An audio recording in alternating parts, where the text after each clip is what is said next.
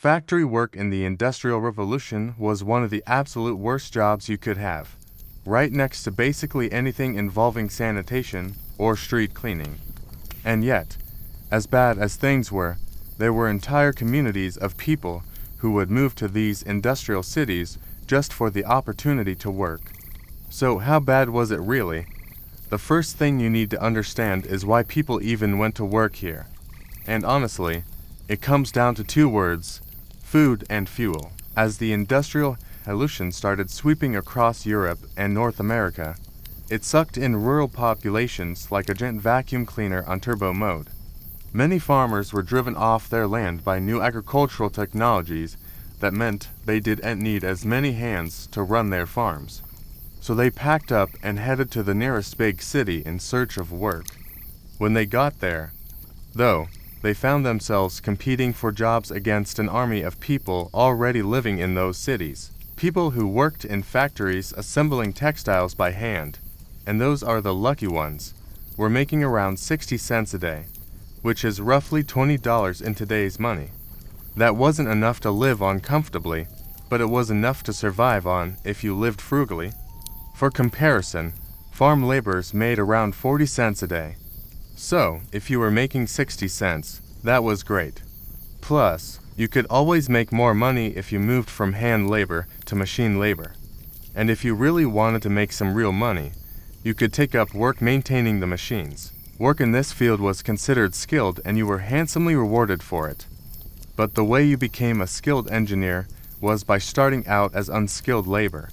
This is when the whole thing starts to get kind of weird, because to take advantage of the higher wages offered for machine maintenance, you needed to be able to read, write, and do basic math. If you couldn't do these things, well, sorry, chum, you are destined to operate a machine for the rest of your life and get rich by working yourself into an early grave. In fact, literacy was so important that many factory owners built schools near their factories so their workers could learn the skills they needed to make more money. Because a company wants motivated employees who don't spend all their time getting mangled by the very machines that will put food on their table. So, despite the grime, the noise, and the cold dust, millions of people saw working in a factory as a ticket to a better life. That was until they actually started doing it. Your workday begins before the sun thinks about rising. If you're lucky, you live close enough to the factory that you can walk to work, but most of the factory towns are sprawling affairs. So, you find yourself jostled along a crowded street, weaving between carts and people making their way to their various destinations. As you move, you inhale deeply, drawing in the mingled scents of coal smoke, sweat, and something vaguely sweet that turns out to be sugar cane used in the dyes. You see men, women, and children with faces smudged with grime. Their clothes are a study in shades of gray, each darker than the last. They look like they've bathed in ashes. The sun breaks through a gap in the clouds for the first time since you can remember, and you squint against the brightness. Your eyes slowly adjust to the scene, and you notice the other workers around you are doing the same. Some are naked except for a thin cotton loincloth. Others are wrapped in greasy rags. They stare ahead with vacant eyes, their bodies moving in rhythm with the clanking machines. The older boys are hunched over looms that spit out cloth as fast as they can be made. The younger ones are dwarfed by the monstrous machines around them, their small hands dwarfed by the tools they are expected to operate. A woman bends over a vat of dye, stirring listlessly. She looks exhausted, her shoulders slumped, her head heavy. You watch a young boy reach for a spool of thread, his fingers nimble despite his age. He seems happy, almost proud of his work. But, as you look closer, you see the fine sheen of sweat on his brow, the tension in his small arms. The rhythmic clang of hammers echoes around you, punctuated by the hiss of steam and the screech of gears. The air vibrates with energy, the hum of hundreds of machines working in unison. Everywhere you look, there's movement. Workers scurry like ants, carrying materials from one machine to the next. Cloth is rolled, folded, and stacked. Finished products are bundled onto carts, ready to be shipped out. You hear the crunch of grinding stones and the roar of a machine as it pulls in raw materials, transforming them into something new and useful. In the distance, a furnace glows red-hot, casting flickering shadows on the walls. The air is thick with the smell of burning coal and hot metal. You feel the heat on your skin, prickling like 1,000 tiny needles. The light flickers and dances, casting long shadows that stretch and warp the familiar shapes. Steam billows from vents and pipes, creating a hazy, otherworldly atmosphere. In the corner, a cat slinks through the gloom, its eyes gleaming like emeralds. A dog barks, its silhouette a dark shape against the flickering light. You see a worker stumble, his face pale, his breath ragged.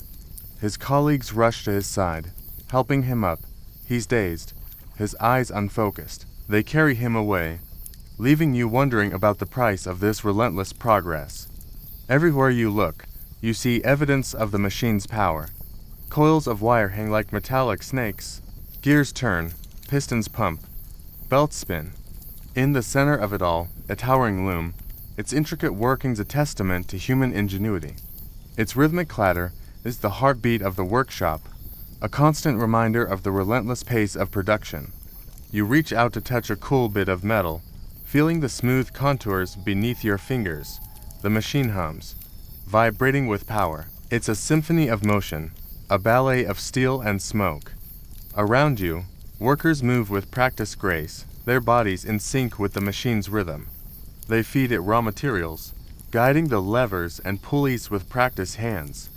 Sparks fly as metal is shaped and formed, taking on new shapes and functions. The air is alive with the scent of hot metal and burning fuel. You watch a piece emerge from the machine, a tangible result of human effort and mechanical precision. It's a small victory in a world of endless toil, a moment of satisfaction in a life defined by hard work. The clanging continues, a chorus of industry. Each blow of the hammer echoes the relentless drive for progress. The rhythm is hypnotic, drawing you into its embrace. You find yourself tapping your foot, matching the beat of the machines. As the sun begins its slow descent, the clanging slows. The pace of work eases, giving way to the quiet hum of machinery winding down. The clanging fades into a distant memory, leaving you in the quiet aftermath of a day's work. The air is cooler now, the silence broken only by the soft hiss of steam and the murmur of tired voices. The glow of the setting sun paints the sky in hues of orange and purple, a brief respite from the gray skies that have become your constant companions. You step out of the factory, blinking against the fading light. The air feels fresh after days of coal smoke, and you take a deep breath, savoring the feeling. The sounds of the city wash over you, the distant rumble of carriages, the cries of street vendors, the laughter of children at play. It's a melody of urban life, a symphony of the city's heartbeat. You join the throng of workers leaving the factory gates, their faces etched with the day's toil. Their steps are heavy, their shoulders slumped, but there's a camaraderie among them, a shared understanding forged in the fires of hard work. As you make your way through the crowded streets, you see glimpses of life beyond the factory walls. Shopkeepers display their wares, their stalls overflowing with colorful fabrics, fresh produce, and everyday necessities. The scent of baking bread drifts from a nearby bakery, mingling with the aroma of roasting meat. The rumble of a passing carriage shakes the ground beneath your feet, sending a flock of pigeons scattering into the air, their wings beating frantically as they seek refuge from the disturbance. The rhythmic clip-clop of hooves on cobblestones echoes through the narrow streets, a familiar sound in this bustling city. It's a lullaby of urban life, a gentle reminder of the steady pulse of the city that never sleeps. The air grows cooler as evening shadows lengthen, painting the sky in shades of purple and orange. The sounds of the city shift, becoming softer, more subdued. The chatter of merchants gives way to the murmur of evening conversations, the laughter of families reunited, the gentle strum of a street musician's guitar. You find yourself drawn to a small cafe, its windows glowing with warm light. The scent of freshly brewed coffee mingles with the aroma of sweet pastries, creating a tempting invitation to rest and recharge. If you enjoyed this episode, check out my Modern Factory episode. The third thing you notice is the light. Not the literal sunlight struggling to pierce the grime-coated window panes, but the lamplight. Oil lamps hung from chains between the machines, casting flickering shadows that dance with every twitch of a piston or shudder of a flywheel. Even here, deep within the bowels of this textile kingdom, the day is slowly dying. And as the last rays of sun slant through the grimy windows, you see them for the first time. Faces, etched with weariness, lined with grime, and shadowed by the hats that shield their eyes. They work with such speed and precision that at first you can't pick out any details. But as the light fades, the faces come into view. Some are young, barely men, yet moving with the same deft motions as the rest. Others seem ancient, with hands gnarled like the roots of an old tree. And there are women, too, heads covered with shawls, shoulders slumped, backs bent under unseen weights. Despite their bowed postures, despite the grim lines on their faces, there's a spark in their eyes. A spark born of quiet pride, of shared hardship, and maybe, just maybe, a tiny bit of defiance against the crushing weight of their reality. Each face is a testament to countless hours spent here. Each crease, each furrow, each callus tells a silent story of toil and tenacity. What stories could these faces tell if they had voices and if anyone cared to listen? You wonder if their lives began here, or if this is just another chapter in a much longer tale. You want to ask them questions, reach out, connect, but there's a barrier between you. A wall built of grime and fatigue, of unspoken rules and unshared histories. This is their world, and you're merely a visitor passing through. As night falls, the faces seem to fade into the shadows, becoming one with the darkness that creeps in through the grimy windows. You're left in the dimly lit space surrounded by the ghosts of countless stories. Stories of sweat and struggle, of lives lived and dreams put on hold. And you realize that here, in this fading light, history isn't just happening, it's being carved out, one thread at a time. This is the fourth part of our series exploring the world's great cities through immersive historical fiction. In part 1, we walked the bustling streets of London in 1888, caught up in Jack the Ripper's deadly game. Then, in part 2, we found ourselves in the vibrant, chaotic heart of pre-war Paris, dancing at the Moulin Rouge before the lights went out. In part 3, we journeyed to New York in 1933, navigating the city during the Great Depression, dodging both gangsters and soup lines. And now here in part 4, we step into the noisy, dusty realm of 19th century Manchester, where the Industrial Revolution was spinning its intricate web of innovation and human struggle. Our series wouldn't be possible without the support of our patrons. If you'd like to join this incredible community and help us bring these immersive stories to even more people, you can check out our page. Now let's continue. The incessant drone of the machines is a constant presence, a reminder that you're inside a mechanical beast, one that churns out cloth by the yard and chews through human lives with equal fervor. The heat from the engines mixes with the scent of stale waste and unwashed bodies, creating a pungent soup that clings to the back of your throat. Gears grind, pistons pump, and the building trembles with the effort of it all. It's a symphony of industry, a mechanical dirge that underscores the relentless march of progress. As you move through the labyrinthine corridors of this industrial complex, you hear whispers. Whispers of ambition, of desperation, of dreams both realized and deferred. You hear tales of workers who lost limbs to the insatiable machines and those who sold their souls to the factory owners for a meager wage. With every step, the sounds weave a tapestry of life in the Industrial Revolution. The rhythmic clatter of hammers, the hiss of escaping steam, the rumble of carts loaded with precious bolts of cloth, the hum of human voices edged with fatigue and resignation. Here, in the belly of the beast, the soundscape is a character in itself. In the fifth scene, you enter the manager's office, a sanctuary of sorts amidst the clamor of the factory floor. The room is comparatively spacious, with high ceilings and large windows that offer a rare glimpse of the sky. A heavy oak desk dominates the room, piled high with ledgers and dispatch orders. Behind it sits the manager, a figure of authority with a sharp gaze and hands that betray his life of leisure.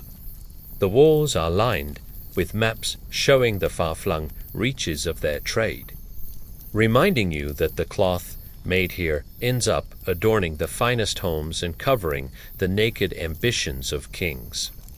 But beyond the opulence hinted at in the room's decor, you sense a different story unfolding. The manager's face, etched with worry, betrays the pressure he faces. His empire of looms and looms, while profitable, is a precarious balance of costs and efficiencies. He runs a tight ship, cutting corners where he can and squeezing every ounce of productivity from his workforce.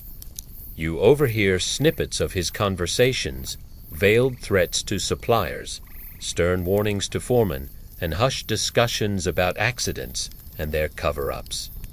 There's a hint of fear in the room, a sense of the terrible price workers pay when the wheels of progress turn to fast. The very air seems charged with the consequences of mistakes, the potential for ruin lurking just beneath the veneer of success.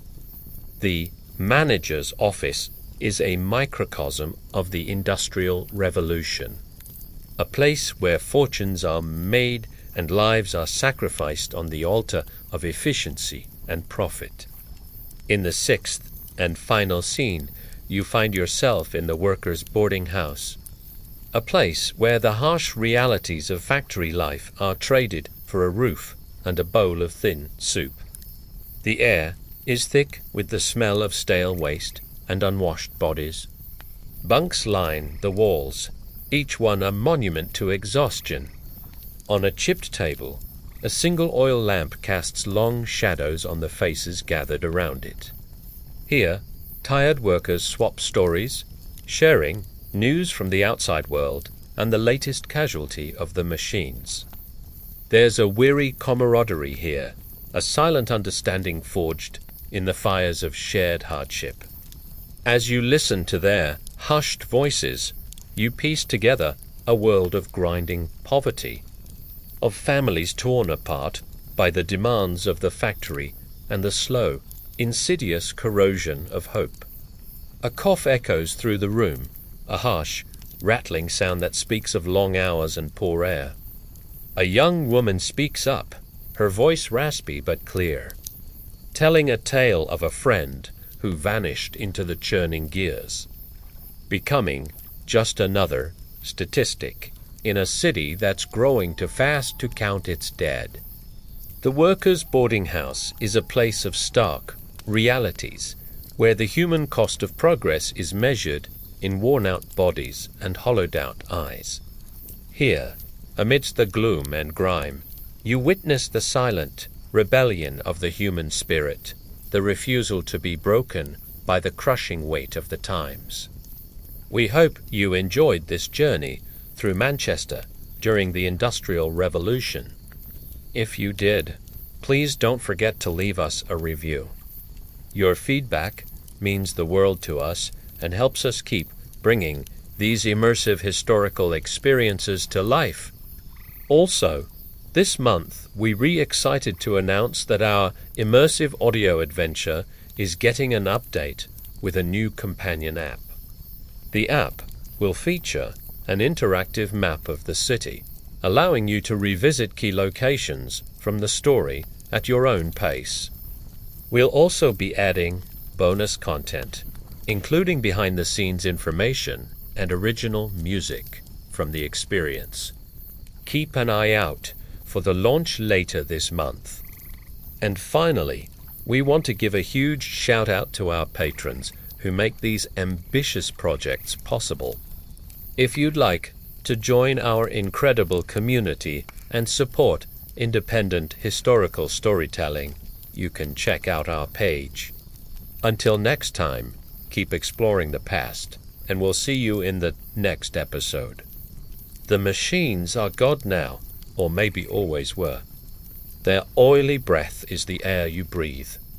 Their measured breathing is the only lullaby you know. You forget the taste of rain on your tongue, the feel of wind through your hair. You lose track of the seasons except for the subtle shift in the light filtering through the windows. Outside, people live and love and die. Here, steel teeth gnash, shuttles fly, and silk unrolls, smooth and endless as the river of fate. This is the first of 8 rules of Victorian factories, the world's first truly industrial workplaces. We'll start with the foreman hasn't bothered to tell you the rules, but you pick them up fast. Rule no. 2.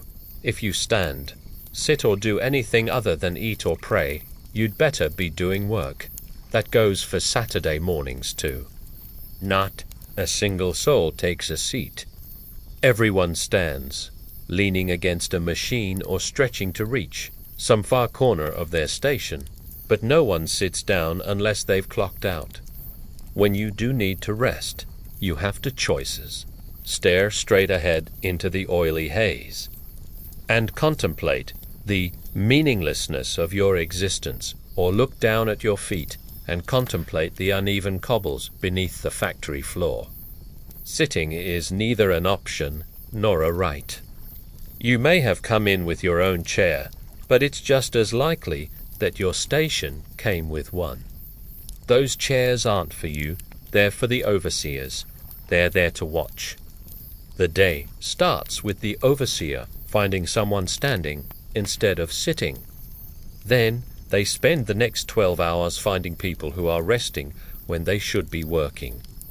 You can see it in the set of their shoulders, the droop of their eyelids, the faint sheen of sweat on their brow. You wouldn't catch them daydreaming for a moment. In this place, dreams are for children. Here, there's only work. Rule no. 3.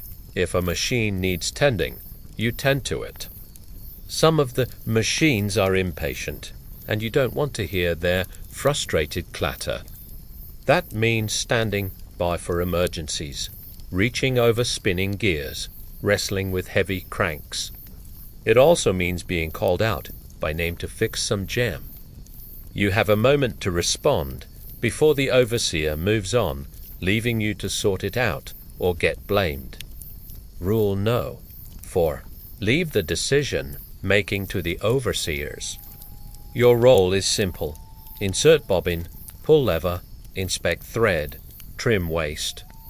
Each worker knows their part, but none of you are allowed to discuss how those parts fit together. There's no point in knowing what a finished product looks like either.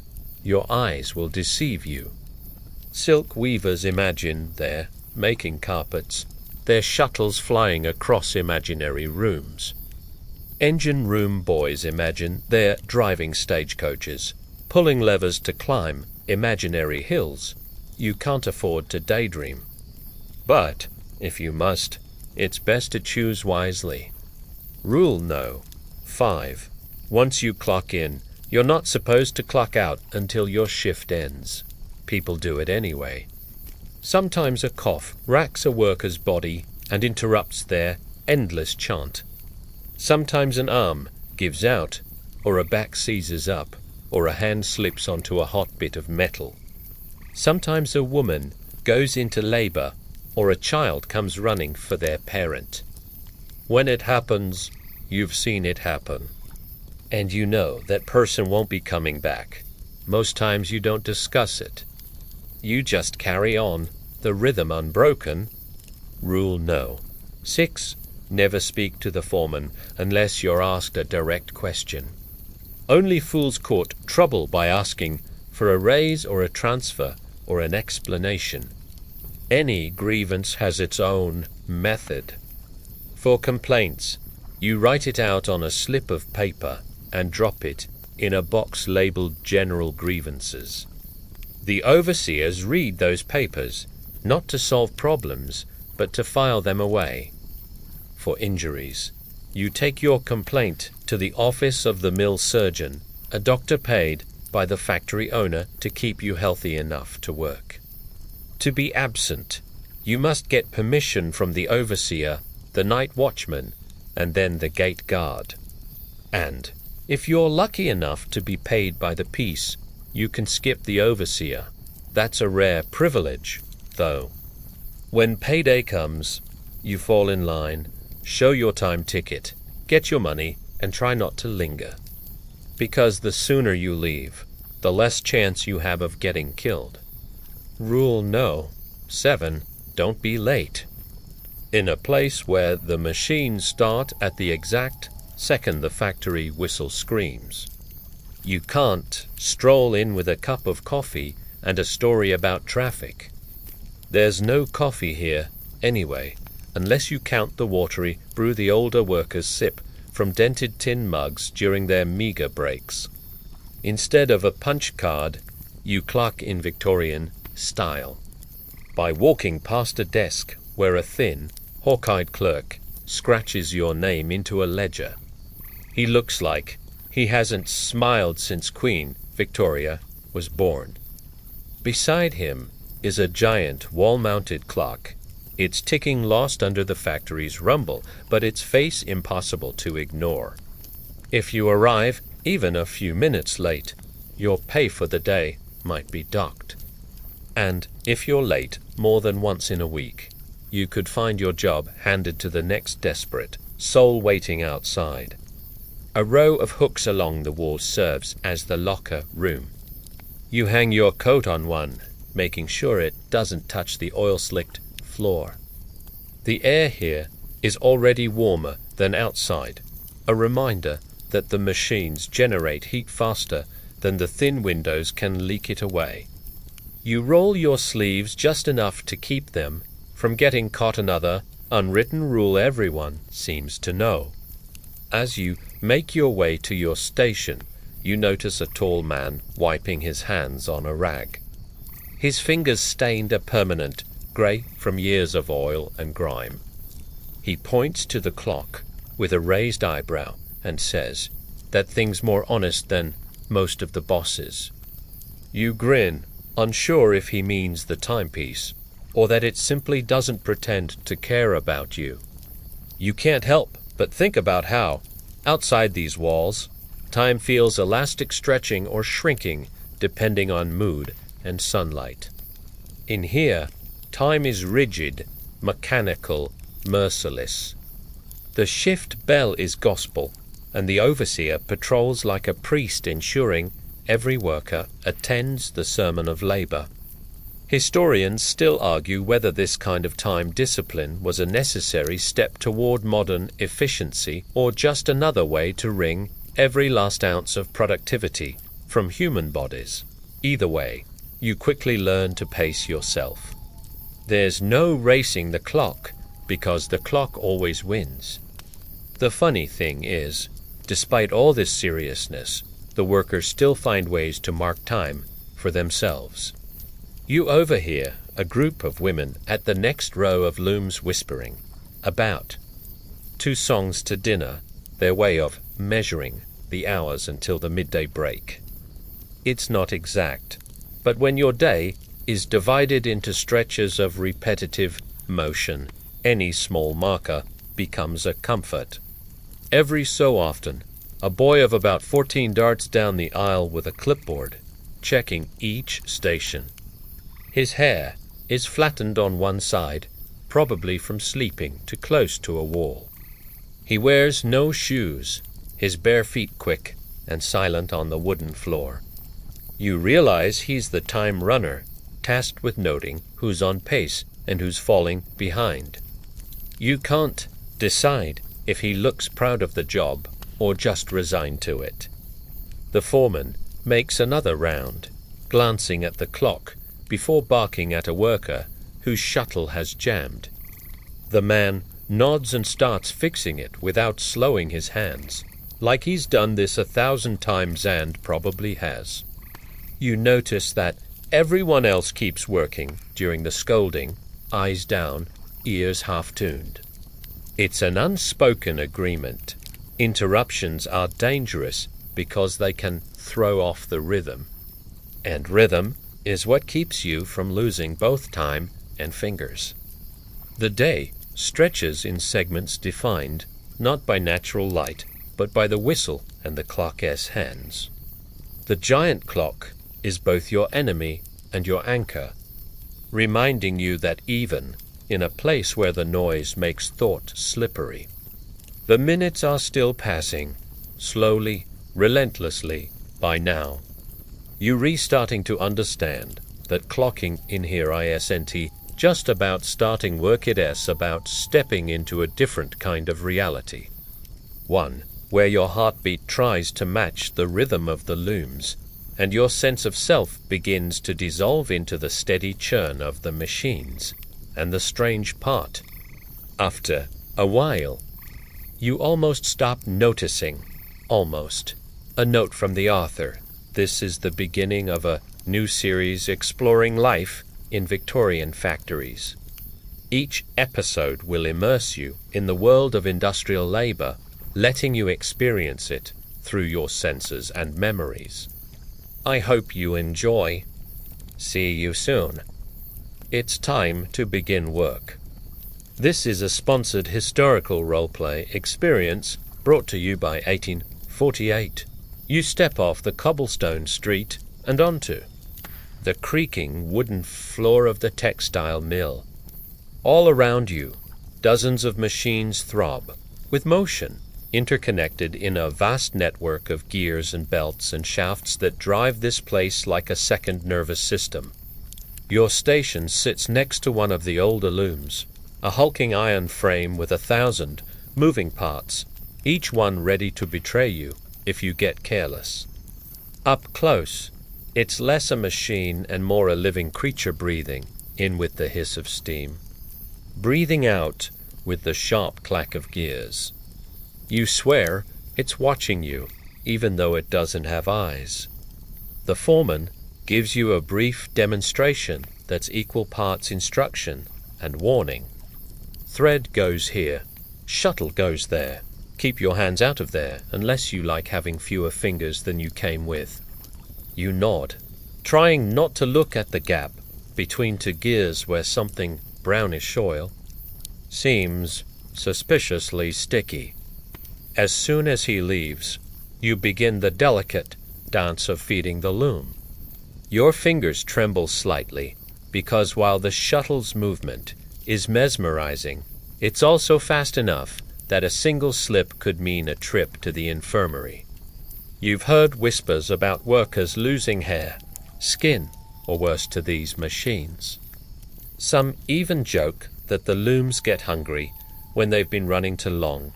You're not entirely sure they're joking. As you work, your eyes track the paths of several shuttles. Back and forth, faster than your eye can follow, and always just out of reach. An oily rag hangs from one side of the machine, soaking up excess grease and grime. It's probably the only thing keeping your hands relatively clean. But you still find spots of oil on your clothes and hair by the end of the day. You notice a row of belts overhead, each one snaking from a central drive shaft to the machines below. They whip along with such speed you can barely see them move powered by the massive steam engine somewhere at the heart of the mill. The belts give the place an odd sense of connection, every loom linked to the same mechanical pulse. If one belt snaps, the slap is loud enough to make everyone flinch. The man working at the next station, a wiry fellow with a crooked smile, leans over during a momentary pause. "Don't stare at the belts too long," he says. "They've been known to hypnotize new lads." Next thing you know, your hand's somewhere it shouldn't be. He grins wider, as if enjoying your discomfort. Historians still argue whether factory owners truly understood the dangers of their machines or simply chose to ignore them in the name of profit. You suspect the answer is both, especially when you notice that the only safety measure here is the worker's own caution.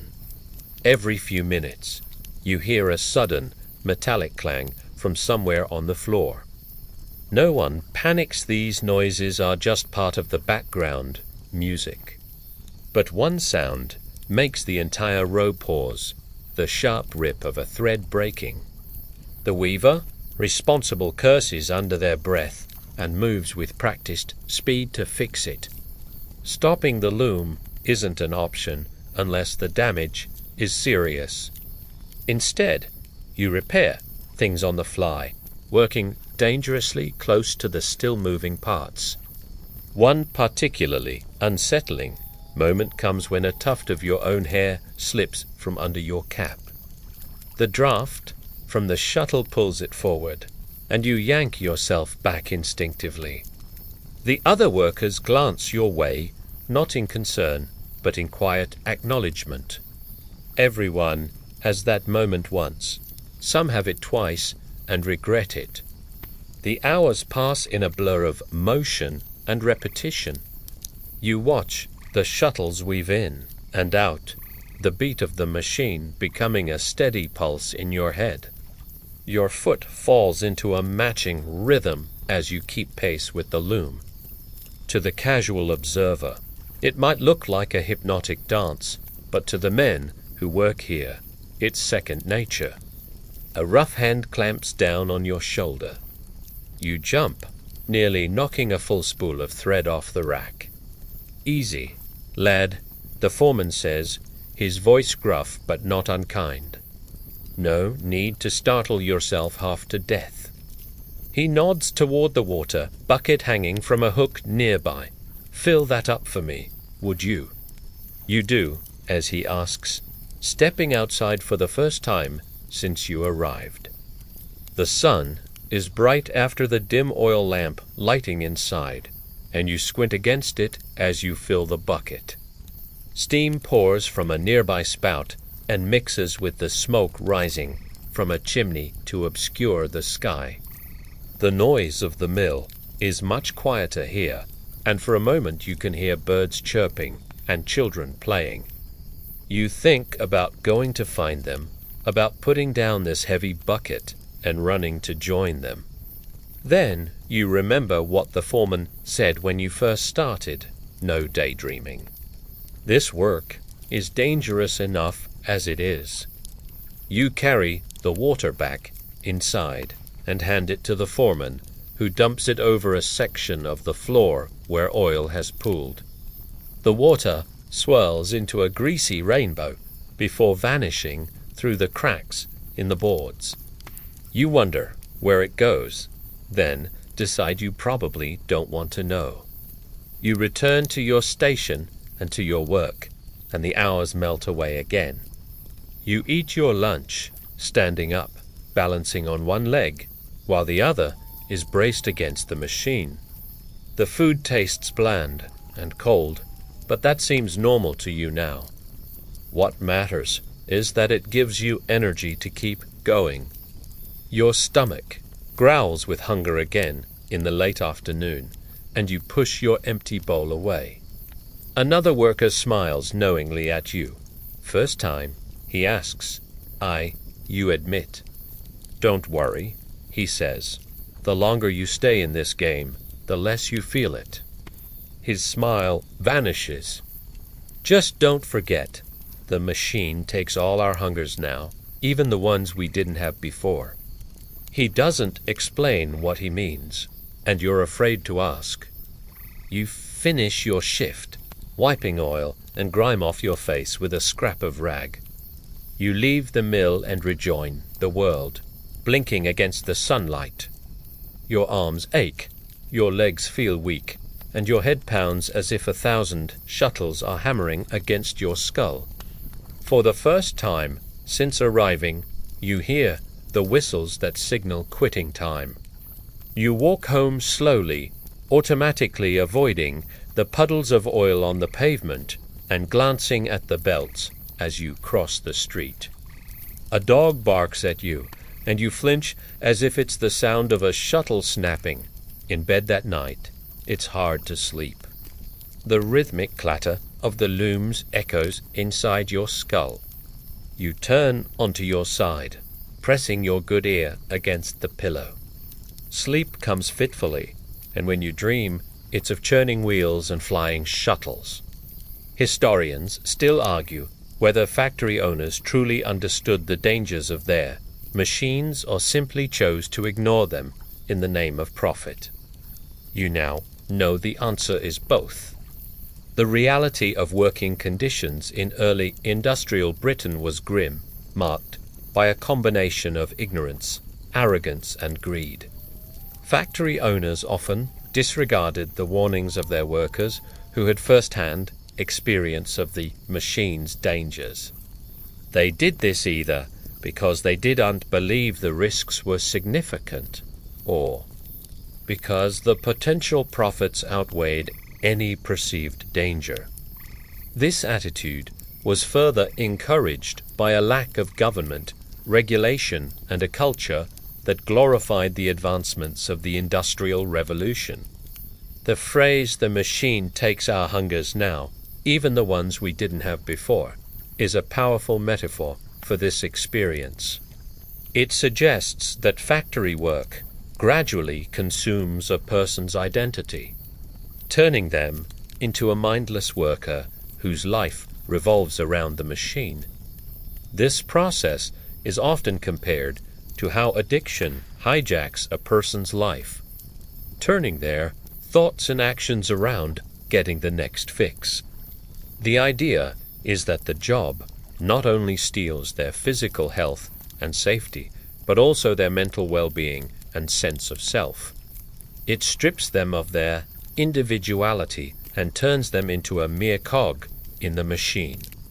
Someone who is defined by their work and the dehumanizing conditions that come with it. If you want to learn more about the Industrial Revolution, check out our series on our channel. Thanks for joining us at the mill today. See you next time. A few months ago, our team started a project. We wanted to experience what we were writing about firsthand, and we chose the Industrial Revolution. What followed was for months of living like it's 1840, and today we're sharing our results. I lived on oatmeal for months. I wore the same clothes every day, and I slept in a bed that was at least 200 years old. But despite those hardships, I experienced a few benefits. I lost 20 pounds. My wardrobe was streamlined, and I never had trouble sleeping again. As you might expect, these experiments changed me. For example, I found myself yelling at children to get off my lawn. I couldn't understand why nobody dusted anymore, and I became dangerously trigger-happy with my antique shotgun. But no change was more significant than my relationship with time. After all, there's a reason they call the Industrial Revolution the second creation. Not only did it transform society, culture, and industry, it changed our very concept of time. Let's start with the obvious. Before the Industrial Revolution, time was measured by daylight hours. People woke up at dawn and went to bed at dusk. the sun was so integral to people's lives that sundials and other primitive clocks were often displayed prominently to ensure that everyone knew the time. However, the advent of factories created a new type of job. Someone who operated a machine was paid by the item rather than by the hour. This required them to work throughout the day regardless of sunlight. As a result, the idea of standardized time became necessary. Time was no longer dictated by the sun, but by the clock. Time was now money. In fact, the Industrial Revolution was partly made possible by innovations in clock making. Today, we take precision clocks for granted. But mid-18th century England was the first place in history where you could consistently know the time down to the second. They even invented the phrase "time is money." It might surprise you to hear that it wasn't the Americans who popularized the saying, but the British. These changes left some people behind, including the English economist Richard Cantillon. He famously wrote a book called Essay on the Nature of the Civil and Political State in 1755. In it, he explains that his invention of the mechanical clock has had great effect upon the generality of mankind, as well as upon particular states, and he wasn't kidding. In 1750, the average lifespan of a clock was 3 years. But innovations by John Joseph Merlin and others meant that by 1800, reliable clocks lasted 30 years or more. And then there's the French astronomer and mathematician Gaspard de Prony, while working for the French government. He invented the first punch card programmable machine. This invention allowed factory workers to easily switch between different designs by rearranging punched cards. This invention led directly to the modern computer. Today, we have smartwatches, iPhones, and Google Calendars. None of us need to worry about the time unless we want to. But these inventions haven't made life easier. According to a recent study, an overwhelming majority of Americans feel anxious when they see the time. This condition has a name. It's called chronophobia, and it describes the debilitating anxiety brought on by an awareness of time passing. If you suffer from chronophobia, you probably know that calendar notifications are the worst. On the surface, they seem helpful. An alarm goes off, and you know that you have to do something. But this is really just another way that technology makes you feel like you're always being watched. To overcome this feeling, we decided to live without a watch, smartphone, or calendar notifications for 4 months. It was tough at first. Our team members missed important calls, forgot anniversaries, and showed up late to meetings. But slowly we adapted. It took less than 2 weeks for us to know the time down to the minute. And within 3 months, we stopped looking at the clock altogether, and we noticed something incredible. Instead of feeling trapped by time, we felt free. We'd go for walks and not check the time. We'd eat lunch when we were hungry, and we went to bed when we were tired. Surprisingly, we didn't save any more time, but we sure felt like we did. If you suffer from chronophobia, we recommend trying this experiment yourself. So what else did we discover? First, we learned how hard it was to live without convenient timetables. In the pre-industrial era, people simply did things when they had to be done. The water tank needed filling, so you grabbed a bucket and went to the well. The cows were ready to milk, so you sat down and milked them.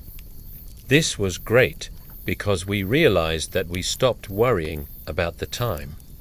But it was also terrible because we wasted a lot of energy. For example, most people spend their evenings doing chores. But prior to the Industrial Revolution, people didn't finish their chores in the evening. They spread them out throughout the day. So while we did manage to relax in the evenings, we spent a lot of extra time doing housework. We also tried to use a candle clock to regulate our days. These simple devices consisted of a hollow tube filled with melted wax. The wax would burn away over the course of a day. The oldest surviving example accurately measures 14 hours. However, if we used a 14-hour day, we'd be asleep by 9 p.m., so we settled on a 12-hour day. At first, it was difficult. We'd forget to light the candles, run out of wax or get distracted and not pay attention to the clock. Eventually, we got used to it, but we realized that this is exactly how life was before the Industrial Revolution. People would plan their days around the length of daylight or the position of the sun. They didn't need a clock to tell them what time it was. Finally, we looked at how the Industrial Revolution changed sleep schedules. Today, it's common for people to sleep at regular times every night. Workers will wake up before dawn, sleep for 8 hours, and then wake up again the next morning. However, this wasn't the norm in the 19th century. According to Smithsonian magazine, people used to sleep for 2 or 3 hours a night. They'd wake up, tend to their business for a couple of hours, and then go back to bed. Then they'd wake up, tend to their business, and go back to bed again. This schedule seems crazy to us, but according to the science, it's more natural than our current sleep patterns. Animals typically sleep in short bursts throughout the day, and humans evolved alongside other animals. So it's likely that we're better adapted to this type of schedule as well. Not to mention the evidence that humans produced before the Industrial Revolution shows that people regularly took naps. For example, the author Charles Dickens wrote an article in 1850 for about the dangers of factory work. In it, he describes how a worker at an English textile factory pulls an all-nighter. And it's not by choice. He does it because he has to. Evidence of early modern life also shows that people didn't just take naps at work. They took them everywhere. For example, it was common for shoppers in department stores to fall asleep in chairs set up for them to rest. Today, it's unthinkable that you could fall asleep in the middle of Walmart. And that's all thanks to the Industrial Revolution. It's Friday night, and we're all ready to blow off some steam. Let's jump into the latest news. We are looking for your feedback. Leave us a comment down below and tell us what you think about our latest episode. Be sure to tell us which moment made you feel the most in the moment. The sun is just starting to rise over the horizon.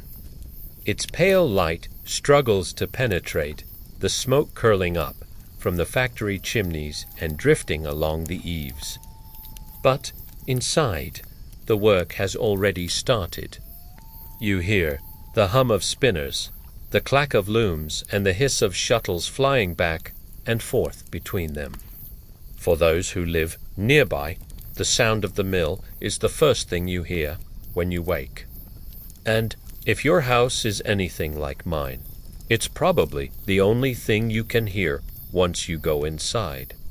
In fact, the sound of the mill never really goes away. It follows you everywhere, a steady background hum that's there when you eat breakfast and when you roll into bed. The work of the factory is relentless, a vast machine that keeps turning whether you feed it or not. And since the new overseer took charge, he seems to expect the same tireless devotion from his workers, too. The pay is good, the best in town, but the price of obedience is steep.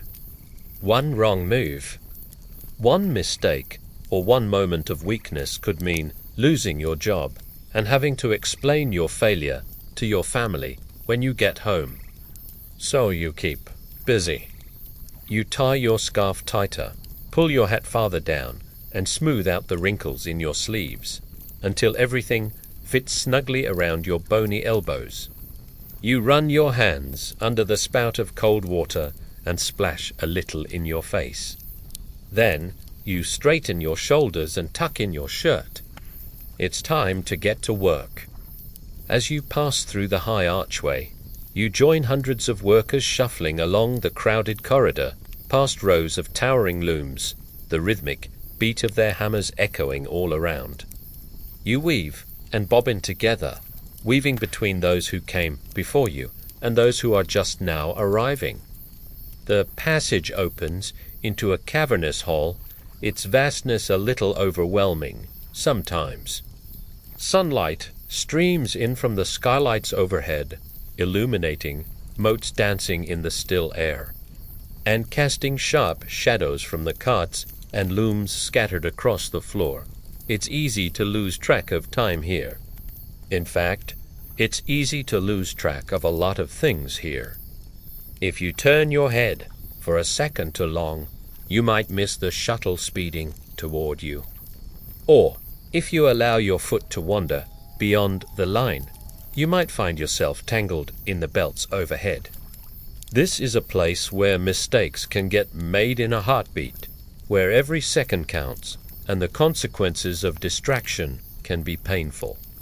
After all, these machines don't care if you're tired, hungry, nervous, or sick. They'll keep churning out their rough and ready cloth whether you feed them or not. And if you slow down, well, they won't wait for you. Your fellow workers know this, and that's why they don't hesitate when the shift starts and doesn't stop, until the sun sinks below the horizon. You listen to the steady thud of the hammer beside you, and watch the weaver in the next box take a swift kick at the yarn that snagged on her loom. She looks frustrated, but she doesn't have time to sort it out right now. Not with the overseer watching from afar and the weavers behind her tapping their wooden shuttles impatiently. Everyone is focused on the task at hand, at least until the midday bell rings. When the whistle finally blasts for the midday break, the sound slices through the constant roar like a blade. It's not exactly peaceful, more like an alarm that means stop now. Or the foreman will frown in your general direction, but it's the sweetest sound you've heard all day. You step away from your loom and stretch, though stretch here means bending just far enough to pop your back without bumping into the belts overhead. The break isn't generous. 20, maybe 25 minutes if you're lucky, less if the foreman's in a particularly punctual mood. You follow the flow of workers toward a side door that leads into a narrow courtyard, hemmed in by high brick walls that trap both heat and smell. There's no picnic table or patch of grass, just overturned crates and a scattering of wooden benches. There, surfaces shiny from years of use. You sit on a crate and pull out your lunch, a baked potato wrapped in cloth, still vaguely warm from the morning fire at home. It's not much, but the first bite feels like luxury after hours of dust and heat.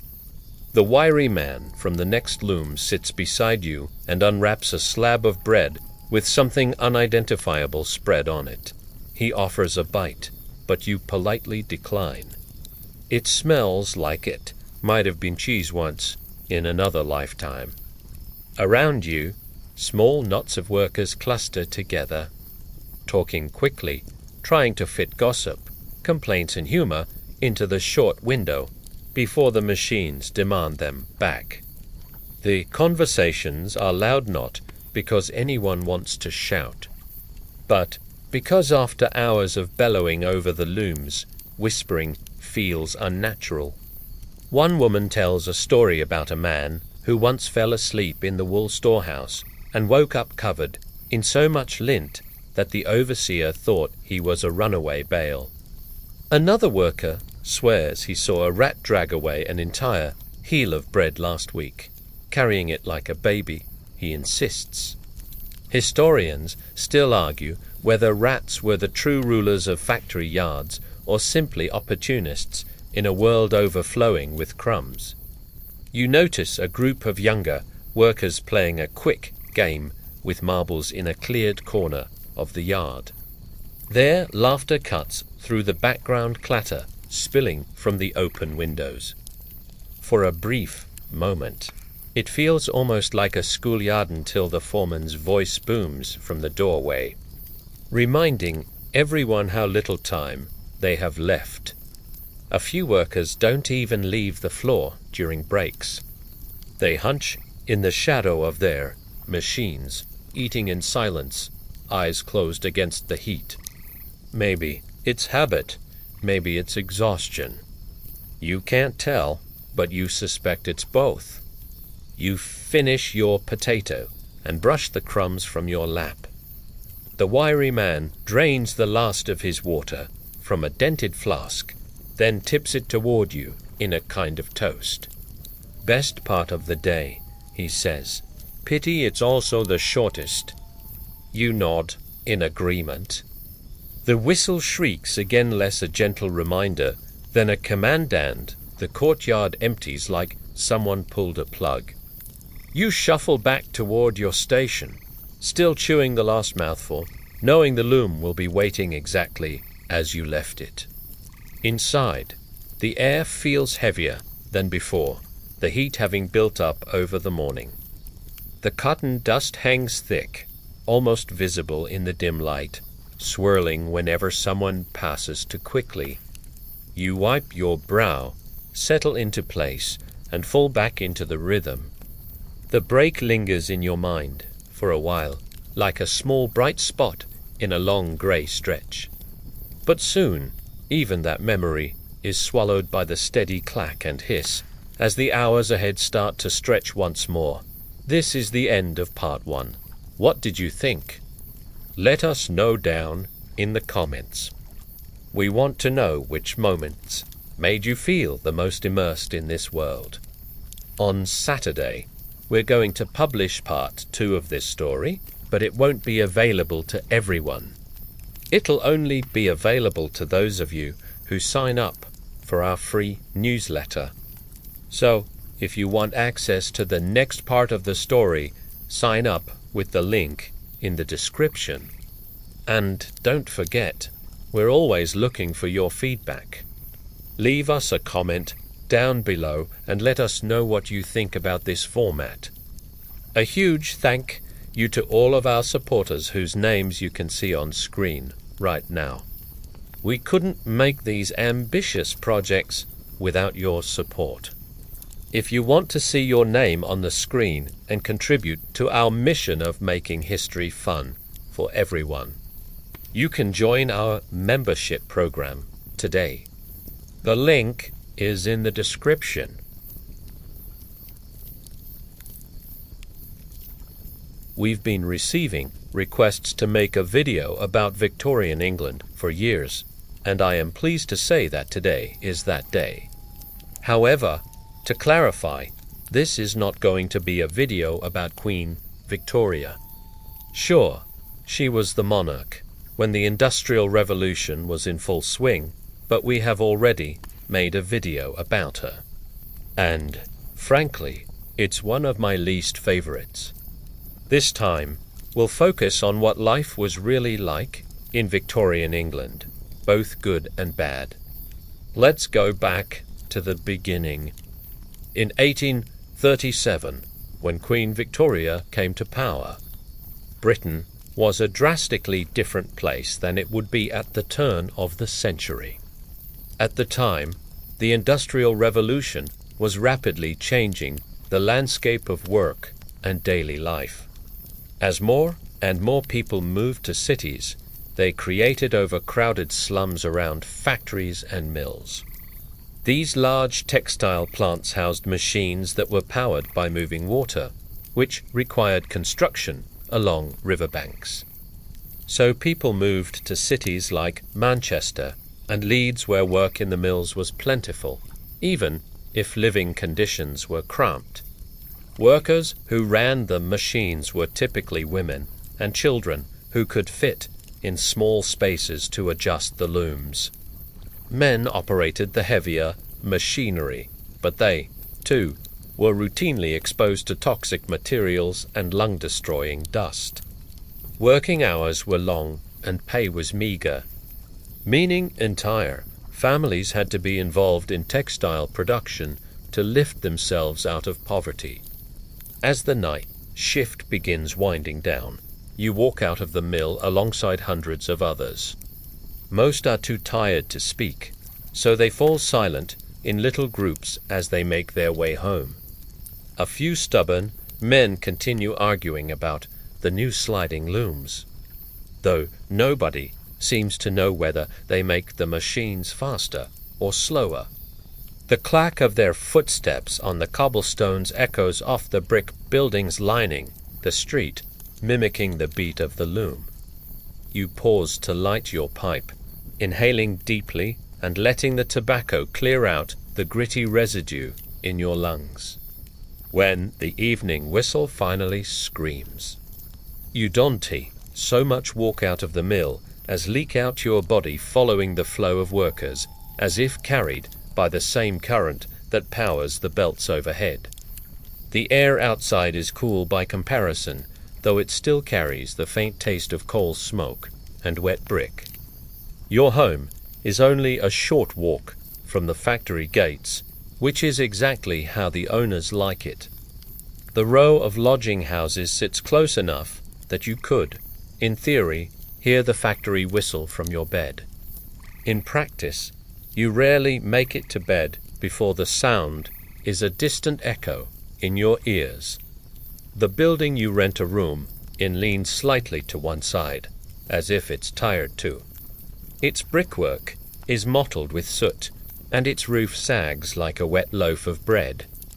You push open the front door to find a narrow hallway lined with boots, some of which could probably walk away on their own if given the chance. Inside, the air smells of boiled cabbage, damp laundry, and the faint sweetness of coal gas leaking from somewhere you'd rather not identify. A woman carrying a baby squeezes past you on the stairs, muttering something about no space for breathing under her breath. You can't tell if she's speaking to you, herself, or the entire building. Your room is at the top, tucked under the eaves. It's barely wider than the bed itself, with a small window that lets in just enough light to prove how grimy the walls are. The wallpaper, once floral, is now mostly an abstract pattern of damp stains. A single candle sits on the windowsill, its wax pooled into a lopsided sculpture. Privacy is a rare luxury here.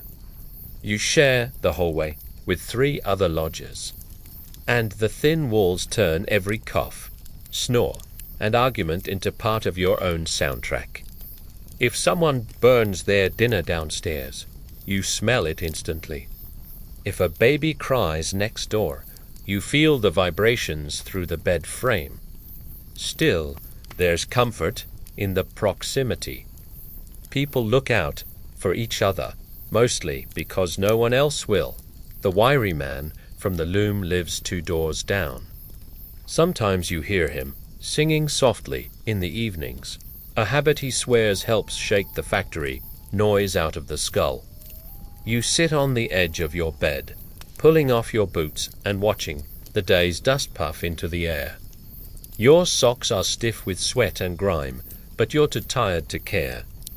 You lean back, staring at the ceiling, and wonder how many others are doing the exact same thing in rooms just like this, all within shouting distance of the mill.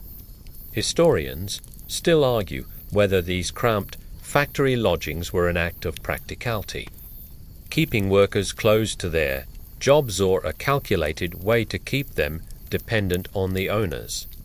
You don't need a debate to know one thing. The convenience comes at the price of breathing someone else's life every day. There was also a stark contrast between the wealth of the factory owners and the poverty of the working class.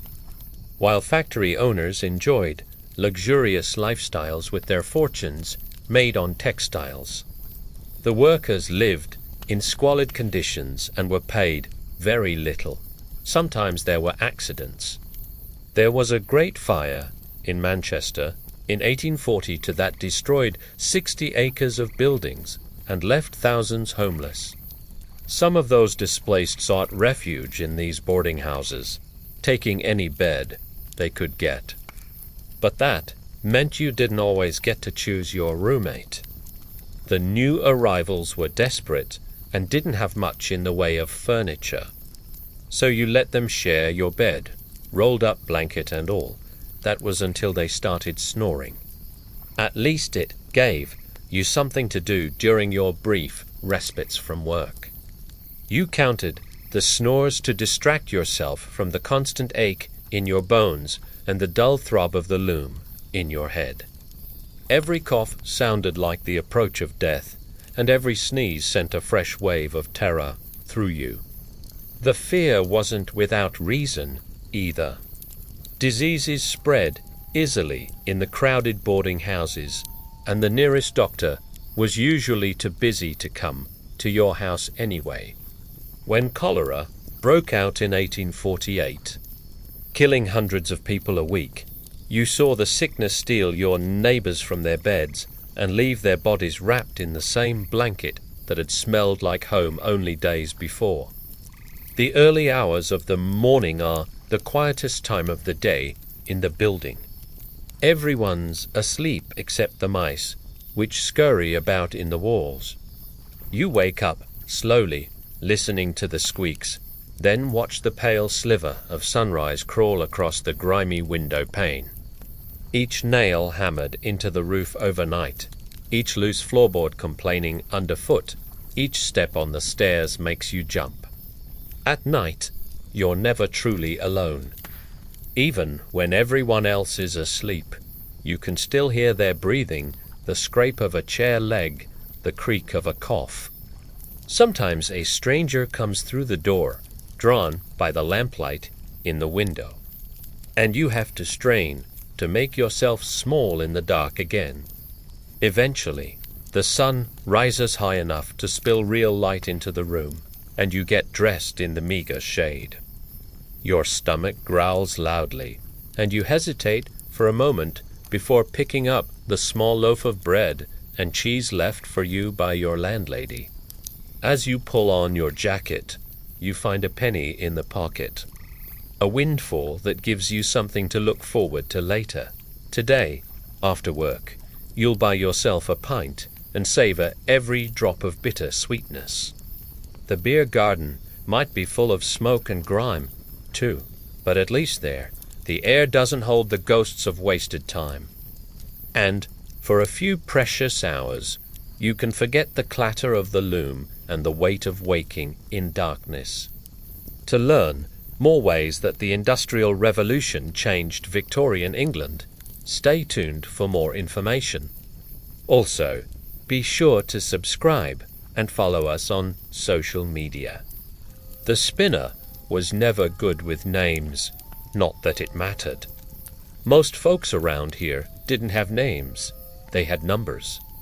When she started working the machines, it was different. Everyone had a number except her. That was until the accident. Then even her name disappeared. She woke with a soft, heart pounding. It wasn't a dream. She could still feel the fine mist of blood on her arms. Her fingers cramped at the memory of it. She flexed them one by one, trying to chase the nightmare away. Sleep was an iffy business these days. Mostly it was full of machines, of course, of threads snarling and snapping. Sometimes it was filled with the faces of the sisters, all turned toward her, accusing, whispering. Those were the nights she woke screaming. She got up and went to the window. Dawn was just breaking, painting the sky in soft shades of gray. Below her, the street was waking. Men, women, children, all heading in the direction of the mill. Soon, the street would fill with carts and wagons, too. The town always felt emptiest when it was full, when everyone was moving, as one toward the looming factory chimneys. She heard the rumble of the cart below and looked down. George was leaving. Their little apartment would be empty for most of the day, empty and silent. As much as she hated the work, those hours stretched the longest. When the bell rang, she knew it was time to go. The first chime startled her every time. She wasn't a morning person by nature. But then, well, she wasn't much of a person at all anymore. The entrance hall of the mill was dim and crowded. Even this early, the air was thick with dust and anticipation. Suddenly, the hall was alive with bodies. Now, the looms would sing their eternal song. Her fingers flew over the shuttle as she wove cloth. For the first few hours, the rhythm of the loom soothed her. It was a lullaby that drove demons from her head. She lost herself in the motions. Then the overseer walked by, and she flinched. He wasn't really an overseer. He was a clerk, a supervisor, a boss. Well, he was. That meant he didn't get his hands dirty. He didn't operate the looms. He stood off to the side and watched. Watched them like a hawk watches its prey. He watched for mistakes, for slowdowns, for insubordination. His sharp eyes fell on her. For a moment, he just stared. He knew who she was, of course. Everyone did. She was the girl who picked up the shears. They called her the spinner because she spun yarns for a living she barely remembered now. She had been 14 when it happened. 14 and strong-willed, stubborn. Her parents hadn't wanted her to work in the factory. Neither had anyone else in town. But she was fast and sure-handed, and when she wove, she made cloth like nobody's business. Her sister Rose had said, "You should run away." Her father had said, "Stay away from the shears." But neither of them could hear her weaving. It sang louder than both of them. It was the summer of the grand exhibition. Everyone in the factory was nervous. The overseers paced the floor, the supervisors snapped their tongues, and the weavers checked and rechecked their threads. They were making cloth for the Queen's ball. All the finest artisans in the land had been summoned to dress the royal court. It was supposed to be an honor. For the spinner, it was a disaster waiting to happen. She worked feverishly, her needle flashing like lightning. Each snip of the shears moved her closer to the finish line, closer to her prize. She almost made it.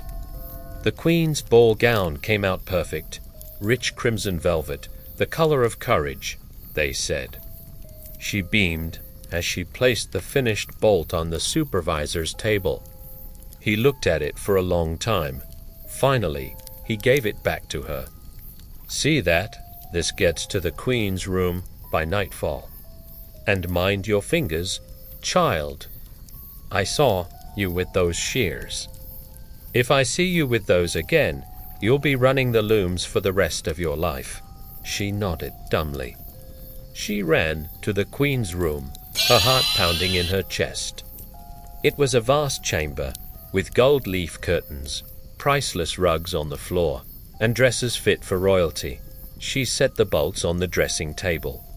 A hand swooped down and grabbed the bolt closest to her. It was hers. The seamstress was holding it up to the candlelight. "Oh, my God," she whispered, "this is beautiful." The spinner stepped closer to look. The dress shimmered like blood on snow. It was the color of courage, yes, but it was also the color of sin. The dress was wrong. What's wrong? The seamstress cut her off. "The Queen will be here soon. I need your help to finish this. Quickly, please." She started to panic. She had to fix it, but how? She took a deep breath and pulled the dress close. She studied the pattern woven into its very soul. What she needed was something simple, something bold, a design that would overwhelm the darkness. She ripped the dress away from the loom and began again. Hours passed. She worked until her eyes burned. The fire in the hearth burned low, and still she wove. Just before dawn, she finished. She added the border, the last splash of brilliant yellow. Then she stepped back to admire her handiwork. It was perfect. The dress glowed with the fierce light of justice. The seamstress gasped, "Oh, my God, you saved us. The Queen will love it." But the spinner knew that what she had done was impossible. The dress would never be finished in time. There was no way. She tried to explain, but the seamstress wouldn't listen. At 7 o'clock, the Queen arrived. The spinner watched, unseen, as Her Majesty slipped into the dress. On the spindle was the last bolt of cloth. It was dark, almost black, yet it shone with the fierce light of justice. "Oh, my God, it's perfect," the seamstress cried, but the Queen shook her head. "It's wrong. I won't wear this." The spinner wanted to scream, to tell the truth. Instead, she bowed her head. Let Her Majesty choose oblivion. Then the Queen turned to her ladies in waiting. "Finish this dress, and someone fetch the girl who wove this cloth. She shall have a reward." The spinner stepped forward. She didn't want a reward. She wanted to disappear. "Kneel down, child. Here is your reward." The Queen pushed the shears into her hands. She understood then why the Queen had called for her. The shears were the spinner's reward. The Queen was honoring her for her skill by branding her for life. The Queen had chosen oblivion, and she had chosen the spinner to weave it.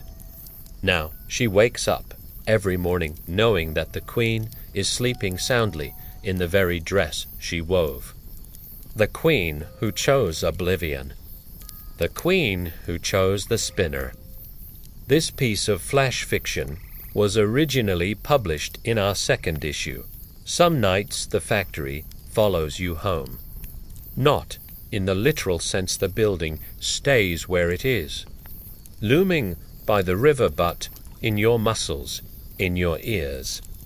In the way your vision still seems to tremble, as if the floor were made of moving belts.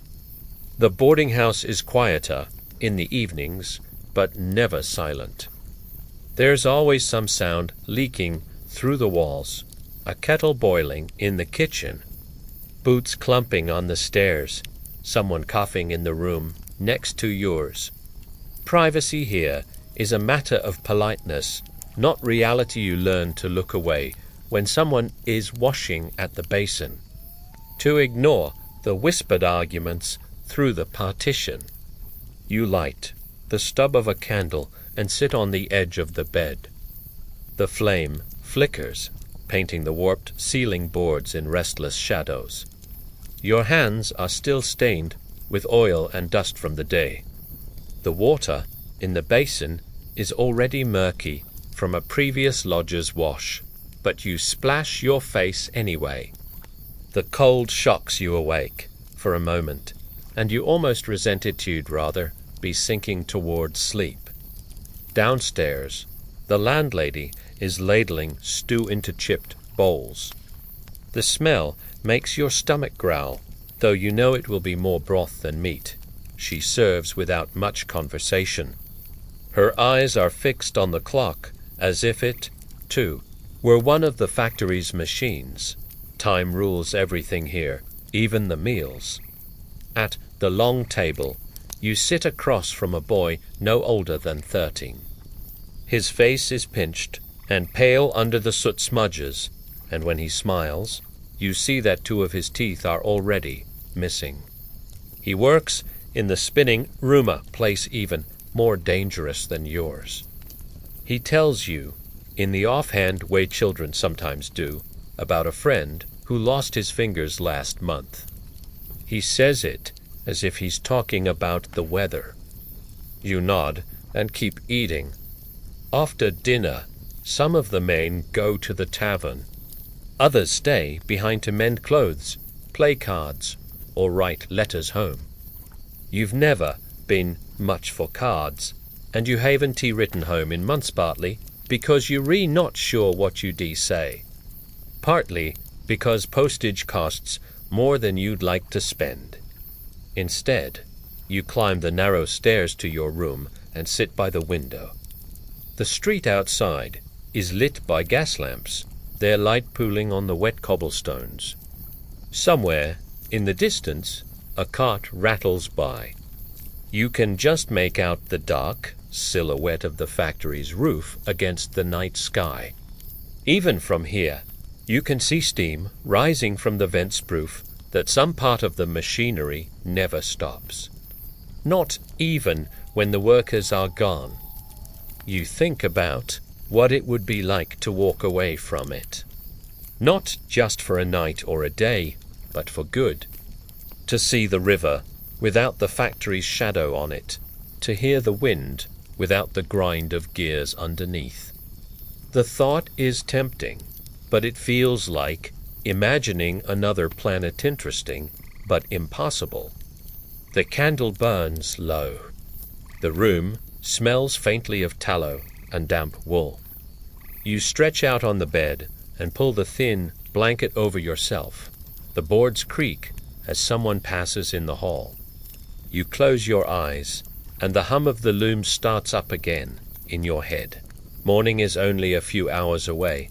Thank you for watching. If you enjoyed this story, please consider liking it. We'll take that as a sign that you want us to keep making more videos like this. We won't post unless we reach our goal of 1,000 likes. So don't forget to come back and check it out later. Also, feel free to subscribe so you won't miss any of our upcoming stories. Thanks again for watching, and we'll see you next time. We made the darkest days of our lives into movies, but we never learned anything from them. We still do the things that keep us awake at night. This is what it sounds like. The morning bell doesn't so much wake you as catch you already hovering near consciousness. Your dreams, if you had them, have dissolved into the dark blur between exhaustion and duty. The air in the room is damp and cool, and when you push the blanket aside, your feet meet the splintery chill of the floorboards. Downstairs, the boarding house kitchen is already a flurry of motion. A few workers stand, gulping down tea from dented mugs, steam rising from their breaths. The landlady slides a plate of bread toward you without looking up. Her eyes are fixed on the next worker in line, already reaching for a spoon. The bread is stale but edible, and you chew as you pull on your coat. Outside, the sky is a pale smear, the sun not yet fully risen. The streets smell faintly of ash and horse dung. You fall into step with the other workers making the slow march toward the factory. Some talk in low voices. Others trudge in silence, shoulders rounded, as if leaning into an invisible wind. The factory gates loom ahead, their iron bars beaded with dew. A foreman stands at the entrance, ticking names off a ledger. His pencil scratches with mechanical precision, and he nods you through without meeting your eyes. Inside, the air is warmer, but carries the same smell as always: oil, metal, and the faint sourness of too many bodies packed together. You take your place at the loom. The machine is cold to the touch, but it will heat quickly once the day's work begins. The first pull of the lever sends a shiver through your arms.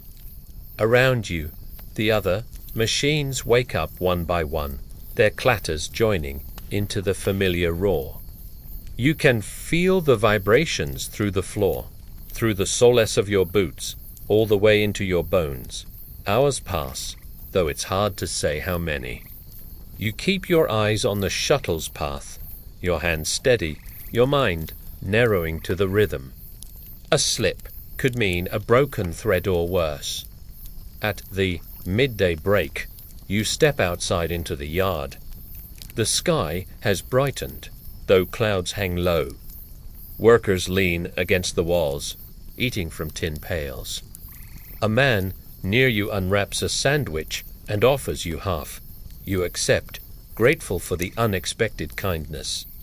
The bread is softer than the one you had for breakfast, and the filling thin, slices of salted meat feels almost luxurious. Back inside, the hours stretch again.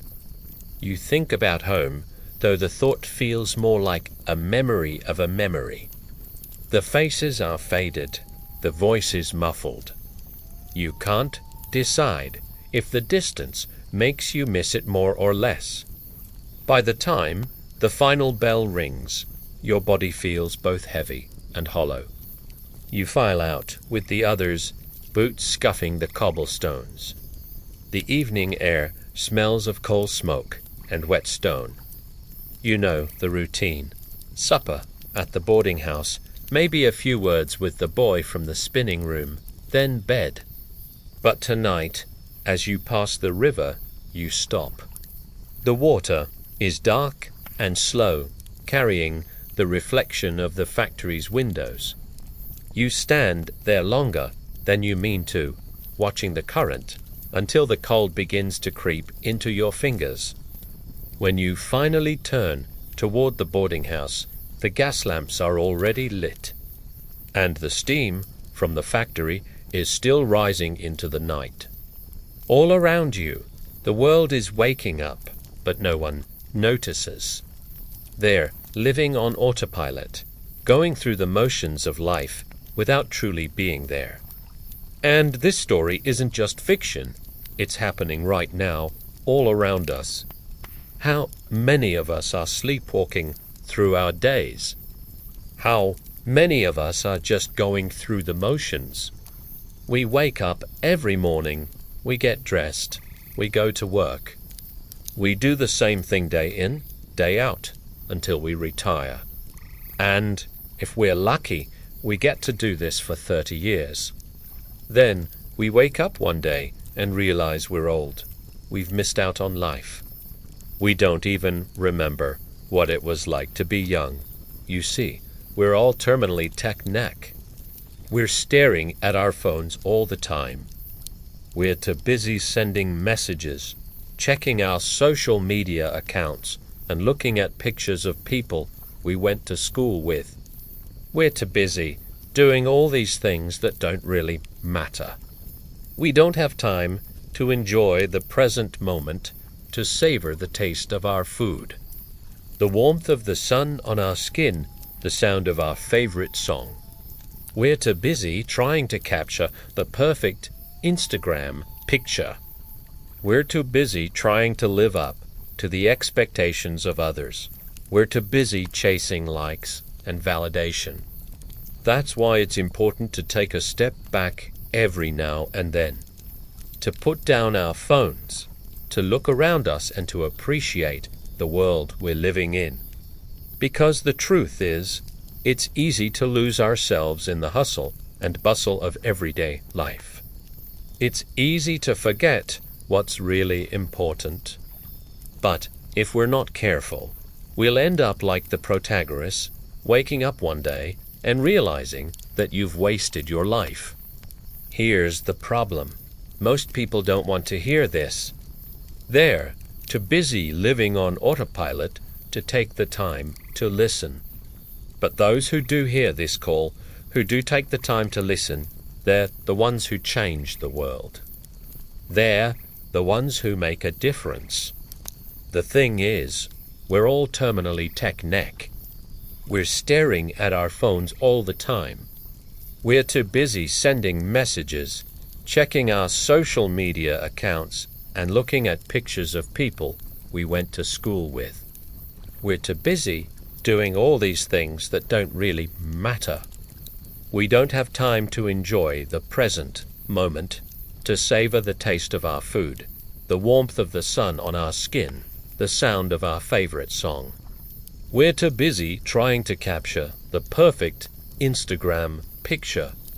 We're too busy trying to live up to the expectations of others. We're too busy chasing likes and validation. But if we're not careful, we'll end up like the protagonist, waking up one day and realizing that we've wasted our lives. So let's not be like the protagonist. Let's put down our phones and take a step back. Let us take a break from the hustle and bustle of everyday life and appreciate the world around us. Let's take some time to enjoy the little things in life, because that's where happiness is.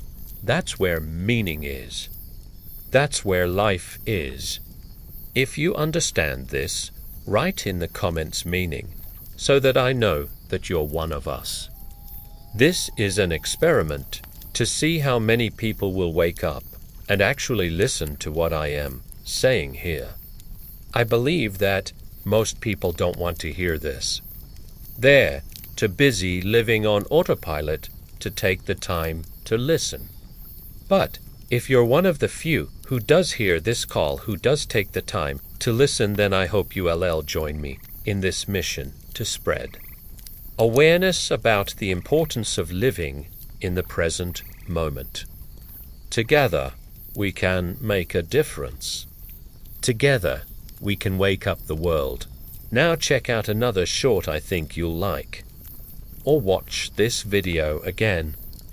I have a confession to make. I am addicted to city building games. I don't play many games actually, especially not on my phone, which is why this addiction is somewhat problematic. But cities, building cities is my thing.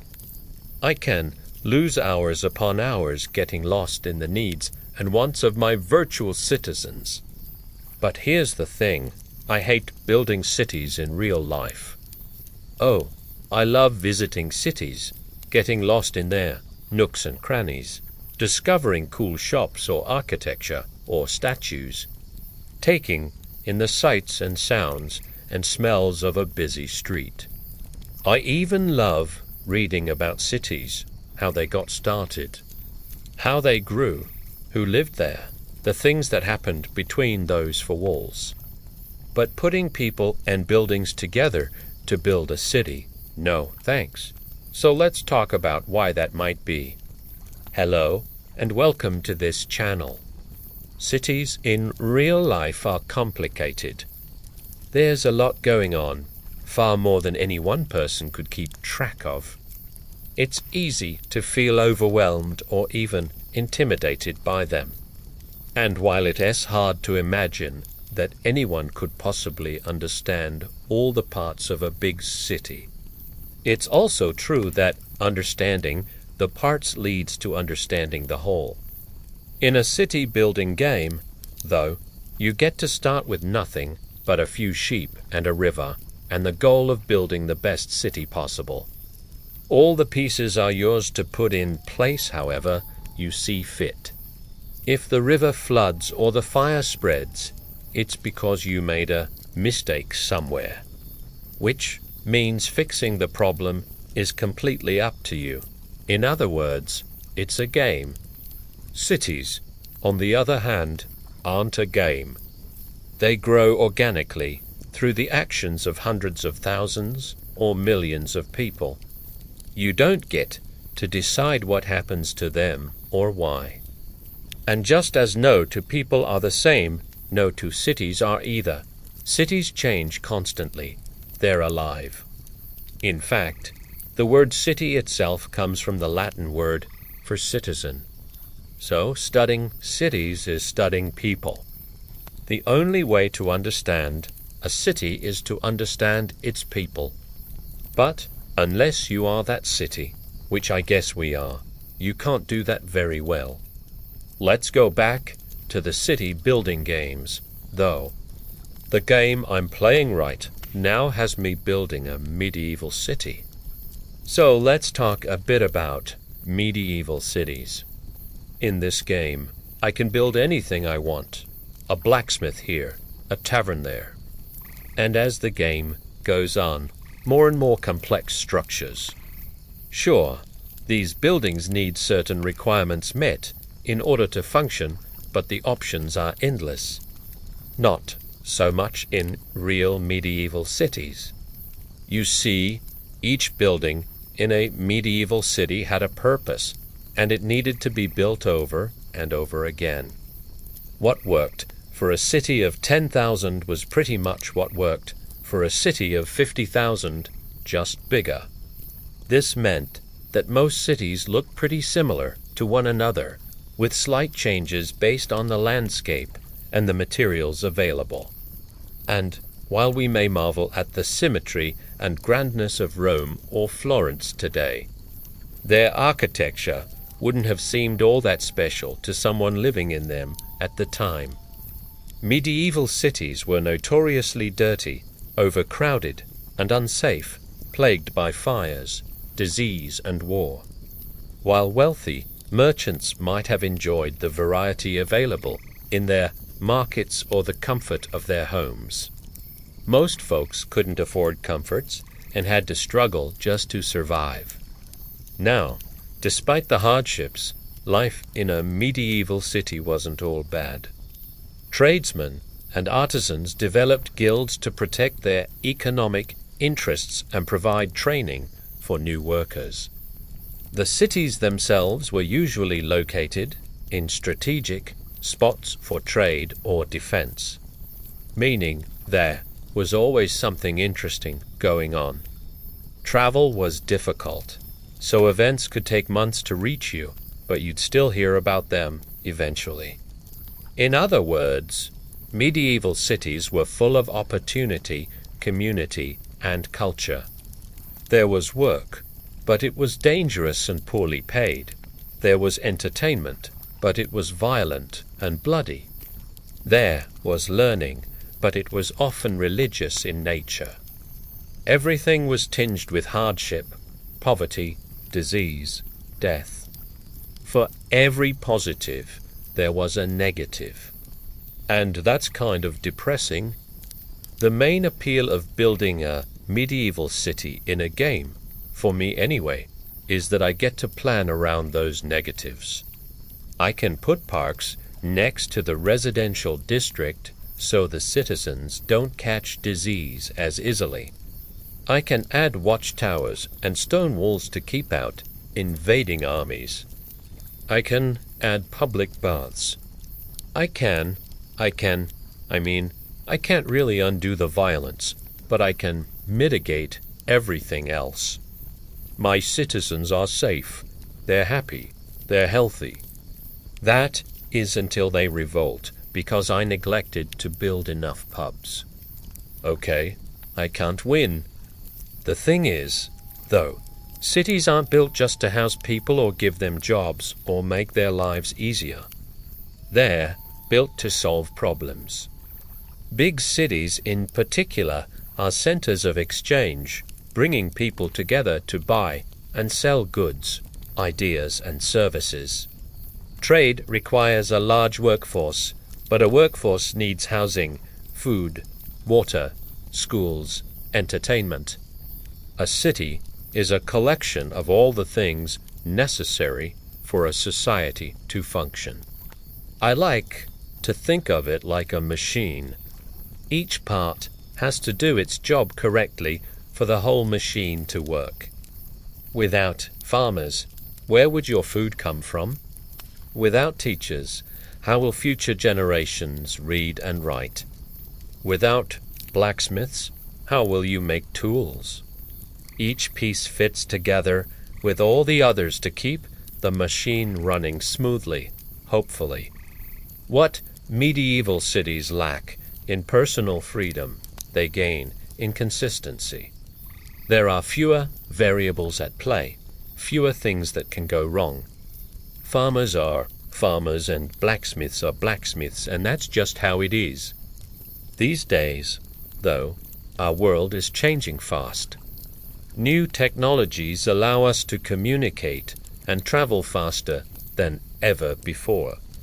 The jobs our parents had are disappearing and new ones are popping up in their place. Global economies rise and fall, requiring flexibility from the workforce. Cities have to adapt to keep up with these changes. It's a constant struggle to meet everyone's needs. Climate change adds yet another layer of difficulty, threatening everything we've built. City building games don't really teach you much about economics or climate change or any of the other important stuff you need to know to run an actual city. In fact, they actively discourage it. The whole point of a city building game is to give you control, to let you experiment, to let you build whatever you want, wherever you want. The game will always work out in your favor because it has to. You're the player, you have to win. The game isn't simulating real life, it's pretending to. It's a story you get to tell yourself. And I love stories. I love getting lost in a good story. I love telling a good story. I love sharing stories. Story is important. We share stories to learn things. We share stories to entertain ourselves. We share stories to bond with each other. Storytelling is a fundamental human activity and perhaps one of our greatest strengths. And this is a story. And maybe you're watching this video thinking, well, that's all very nice, but what does it have to do with me? Well, everything, because this story is yours to finish. You see, I told you the beginning of this story, but the ending, well, that's up to you. How you react to the story, how you choose to respond to it, that's what makes it your own. As for me, I think I'll go back to building cities now. Thank you to my supporters for making stories like this possible, and thank you for watching. See you next time. Bye. The story you just heard was adapted from an original piece of fiction created for an app. And now, as promised, I'm going to tell you all about the making of that very short, including how we went from an idea to an audio product, as well as some of the design and creative decisions that were made along the way. First things first, let us address the elephant in the room, or perhaps the more appropriate idiom in this case would be the T-Rex in the recording booth, because I did use puppets for this particular short. More specifically, I used a T-Rex puppet from a company called Hand Suntable. Now, you may have noticed that my voice does not match the physical attributes of said T-Rex. Which brings me to our next topic, the voice of the narrator. This project was a collaboration with a platform. They had the brilliant idea of bringing in an actor to record the narration in the voice of Benedict Cumberbatch.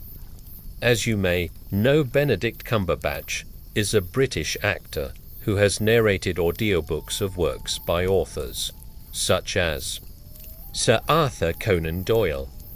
So, naturally, he was the perfect choice to narrate a fake short story that takes place in 19th century England.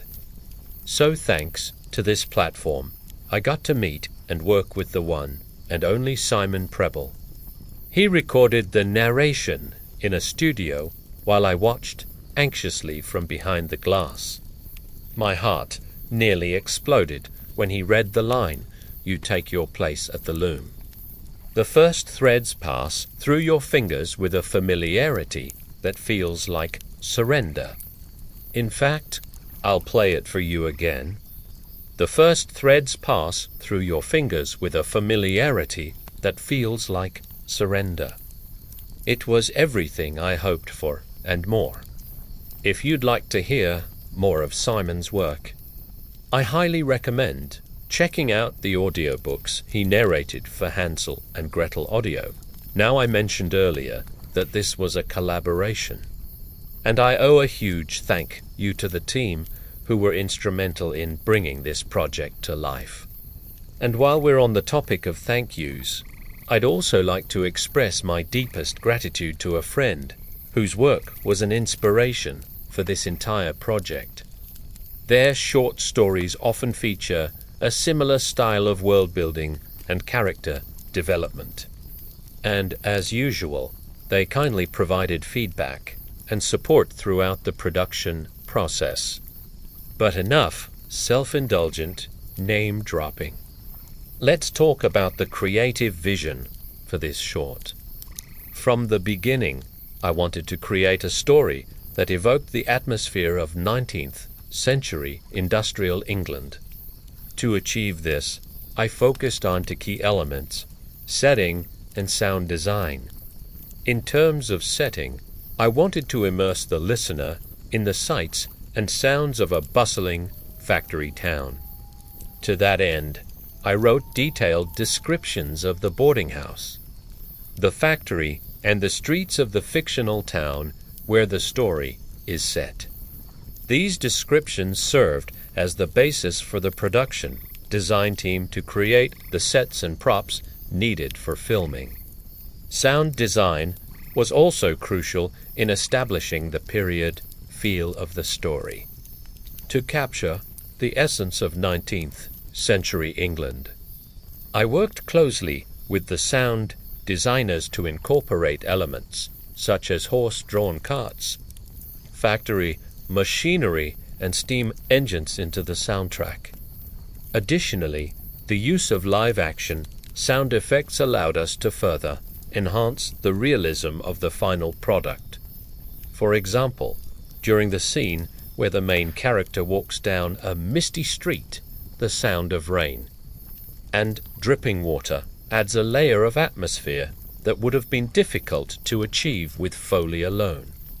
Speaking of the production design, let's take a closer look at the sets. The main character's boarding house is a cramped, dimly lit space filled with mismatched furniture and worn fabrics. The walls are covered in peeling wallpaper and the floorboards creak ominously underfoot. Overall, the set design effectively conveys the sense of poverty and neglect that permeates the character's life. The factory itself is a cavernous, dimly lit hall filled with towering machines and conveyor belts. The air is thick with the smell of oil and iron, and the constant clatter of gears and pulleys creates a sense of oppressive, inescapable labor.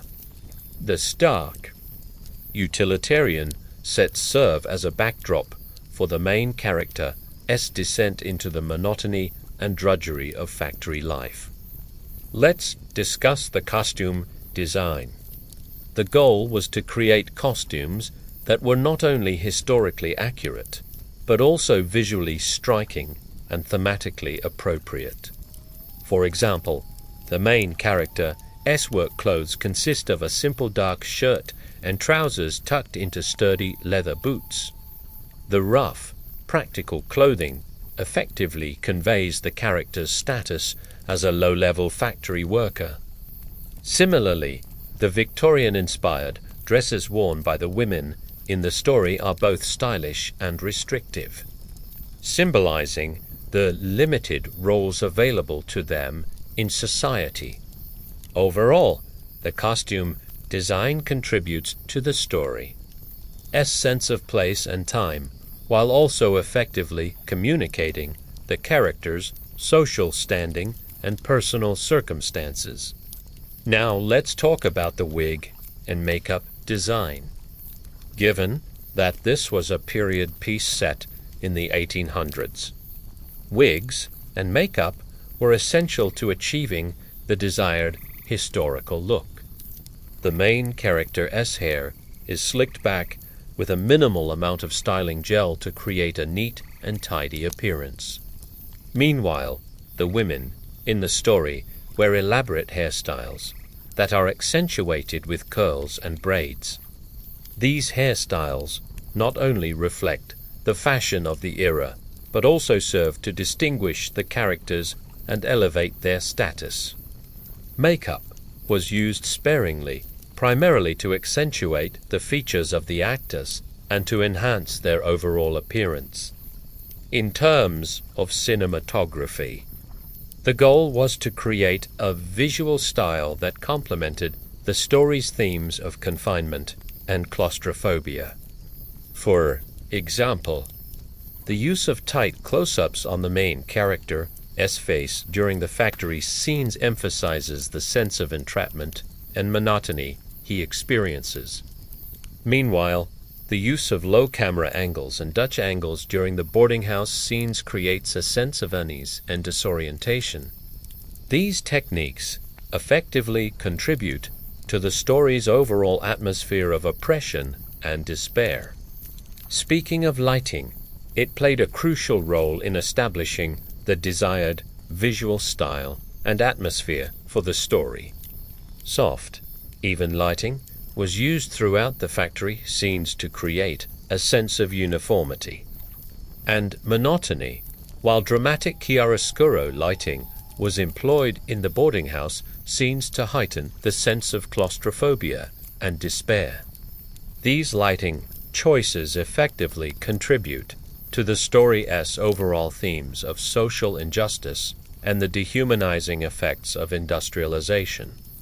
In conclusion, this project was a unique and rewarding experience that allowed me to collaborate with a talented team of artists and creators. From writing the initial script to seeing the final product come to life on screen, every step of the process was filled with exciting challenges and opportunities for growth. The positive response from audiences has been incredibly gratifying and serves as a testament to the hard work and dedication of everyone involved. As I reflect on this project, I am filled with a sense of pride and accomplishment, knowing that I was able to contribute to the creation of a truly special work of art. And who knows, maybe this won't be the last time you hear the narrator's voice telling stories in unusual places. This is the city of gears and cogs, clockwork and chimes.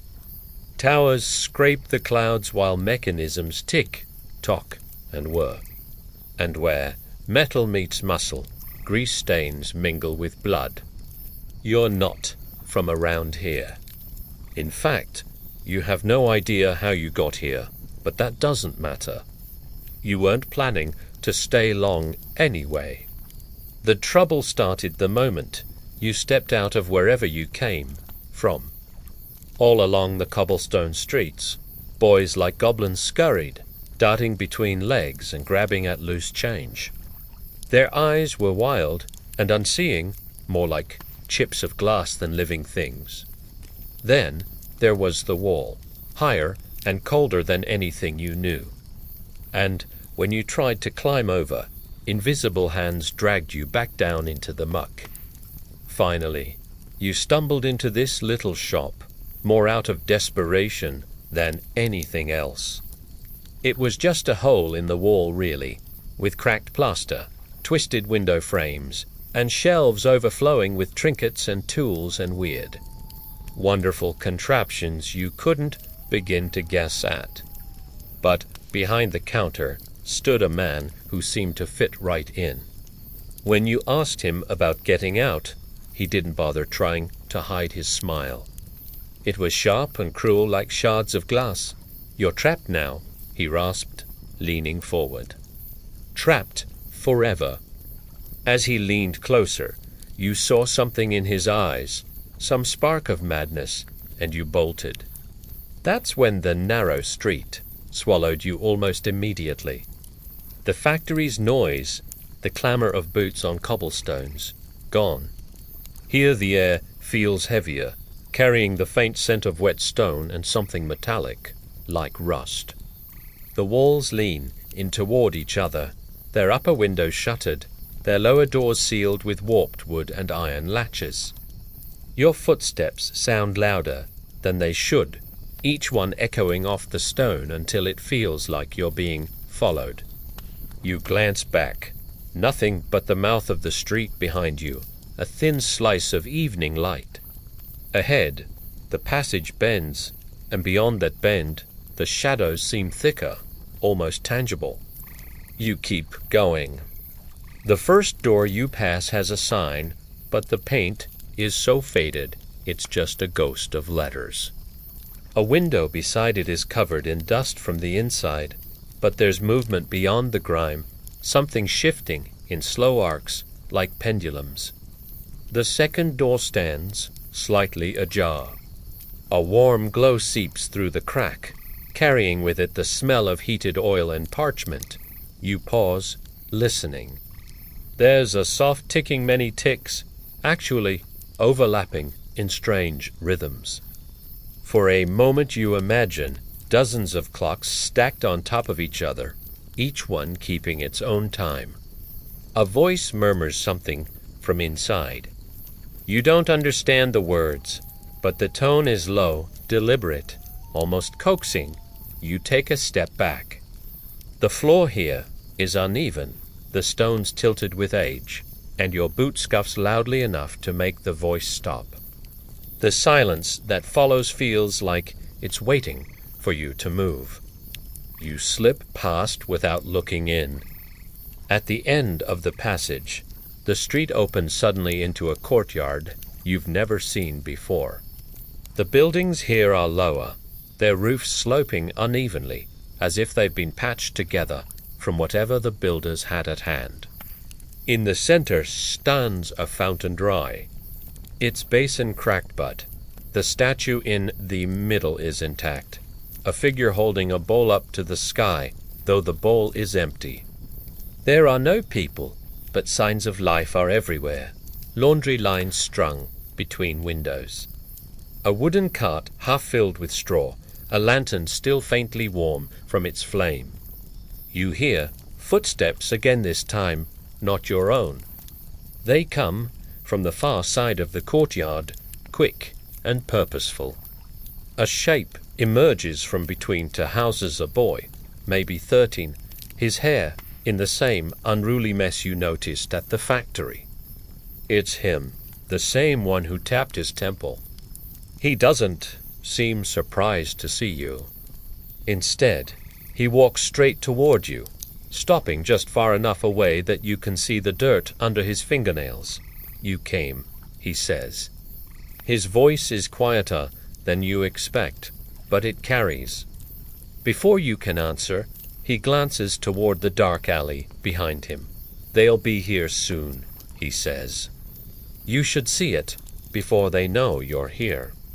And without waiting, he turns and walks back the way he came. There are too many moving parts here. Gears turn, pistons pump, all driven by clocks and coils. Steam, billows, and whistles scream.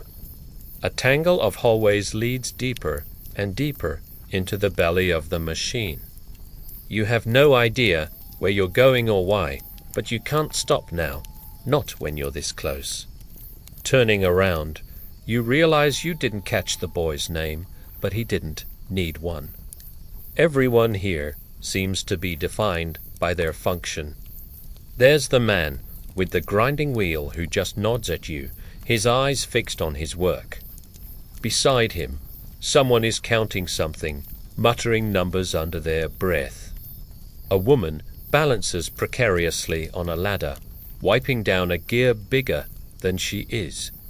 Her hands move with practiced ease, and she stops to watch you. When she speaks, her voice is raspy. Are you new? She asks. You shake your head. I'm leaving, you say. She considers you for a moment, then gestures to the ceiling. He'll let you leave, she says, if you have something he wants. Leaving, now you remember wanting to leave. The city felt wrong somehow, tainted. And then the boy with the bowl cut offered to show you something. And now here you are. The walls here seem to pulse with a life of their own. On the closest one, veins of metal spread like cracks in a sheet of ice. In the distance, you can see figures at work on something huge, something that dwarfs even the towering cogs and pistons nearby. It feels like you're intruding on something sacred, like stumbling into the beating heart of the city itself. The boy looks up, as if sensing your awe. Do you see it? He asks quietly. It's beautiful, isn't it? You nod, unable to speak. The boy grins, his teeth to sharp, to white. He built it all, he says, nodding toward the enormous mechanism in the distance, and now he's gonna fix it. The word fix sends a chill down your spine. What does that mean? Fix. You look back at the boy, but he's gone, vanished like a wisp of smoke. Panic claws at you. You have to get out of here. Racing toward the nearest exit, you push through a pair of heavy doors only to find yourself right back where you started, in that narrow, suffocating street. But now it's darker, the air thicker, the stench of rust stronger. The doors behind you slam shut with a deafening clang, sealing your fate. From somewhere deep within the factory, the boy's laughter echoes. It's cold, empty, chilling. And then you hear the grinding of gears, the clanking of metal, the rhythmic pulse of the machine waking up. Whatever this place is, it's alive, and you're trapped inside its mechanical grasp. The rusted cogs of destiny have turned, and there's nowhere left to run. When I found the box in my grandmother's attic, I never expected it to be anything more than old, broken toys and dusty memories. I was wrong. There was nothing in the box that even resembled a toy. Instead, there were only maps, ancient-looking keys and cryptic notes written in a language I didn't understand. And at the bottom, tucked away as if meant to be hidden, was a picture of a courtyard. One I knew I had never seen before, but felt inexplicably drawn to. It took me weeks to find, but eventually I tracked it down in the heart of the city, tucked away behind tall buildings and bustling shops. It looked just like the picture. Worn cobblestones underfoot, pigeons pecking at scattered crumbs, and the scent of baking bread drifting from somewhere nearby. But what drew me in was a boy no older than 12, standing in the center as if waiting for someone. I crossed the courtyard, hesitantly, wondering who I was supposed to meet or what I was supposed to do. But as I stepped into its center, the boy turned, met my eyes and spoke. You found it, he said, his voice barely above a whisper. You really found it. Relief flooded through me, though I couldn't understand why or even who the boy was. Still, when he offered me his hand to help me up, I accepted without hesitation.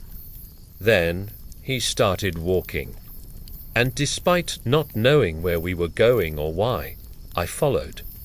He led me through a maze of streets and alleys, winding and narrow, the kind you could easily get lost in. But somehow he moved with ease, navigating shortcuts between buildings and leaping over cracked pavement without missing a step. Finally, he came to a halt in front of an alley so narrow it seemed more like a seam between two buildings than a passage between them. The walls were so close I could feel the rough brick and plaster on both sides as I walked. Above, a line of laundry sagged, shirts and sheets damp from the air, their edges brushing my hair like fingers. The boy moved quickly, glancing over his shoulder now and then, his expression unreadable. Every so often he tilted his head, listening, and I noticed how he seemed to know exactly where to place his feet to avoid the loose stones. "Where are we going?" I asked, my voice echoing in the confined space. He didn't answer, just raised a finger to his lips and kept moving. The ground sloped downward, the stones growing slick with moss. I could hear water now, faint but constant, somewhere ahead. The air changed, cooler, sharper, with the mineral smell of underground spaces. Suddenly, the alley ended abruptly at a door set into the base of a building, so low I'd have to duck to enter. The wood was stained dark, the iron hinges thick and pitted with rust. The boy crouched, pulled something from his pocket, a key so thin and long it looked like it was made for a music box rather than a lock. He slipped it into a slot that wasn't visible until the metal caught the light. The door clicked open without a sound. Inside, the air was thick and still. The boy handed me a stub of candle, already lit, and motions for me to follow. I duck inside. The ceiling was low, the walls lined with shelves, hundreds of glass jars, each one filled with something. Some held pale, curled shapes like dried roots, others tiny gears floating in clear liquid. A few were so clouded you couldn't see what was inside at all. The boy moved past them without looking, heading for the far wall where a narrow set of stone steps spiraled downward. The sound of water was louder now, echoing off the walls in an uneven rhythm. "Down here," he said, the first word since the courtyard. I hesitated, fear prickling at the back of my neck, but the boy was already moving, so I followed. The stairs opened into a cavernous space, lit only by scattered candles stuck into cracks in the stone. At the center was a pool, its surface so still it looked like polished black glass. Along the edges were more jars, but these were larger, their contents impossible to make out. The boy knelt by the water, dipping his fingers in. "They don't know this place exists," he said, not looking at me, not yet. A faint ripple spread from his hand toward the center of the pool. Something moved beneath the surface, slow, deliberate, massive. I felt a tremor in the earth, a deep rumble that seemed to shake the very foundations of the building. Fear gave way to fascination. Whatever was down there, I wanted to see it. As the water disturbed, a pale shape began to rise, skin stretched tight over bone, eyes the color of candle flame, burning bright in the darkness. It slithered onto the ledge, coiling and uncoiling, revealing more of itself with each movement. It was like nothing I'd ever seen, a creature of myth and nightmare, ancient and unknowable. "What is that?" I whispered, my voice trembling. The boy didn't answer, but his gaze was fixed on the creature before him, his face filled with an emotion I couldn't quite decipher. Then, as if sensing my gaze, the creature turned its head toward me. In that moment, I saw a flicker of intelligence in its eyes, a spark of recognition.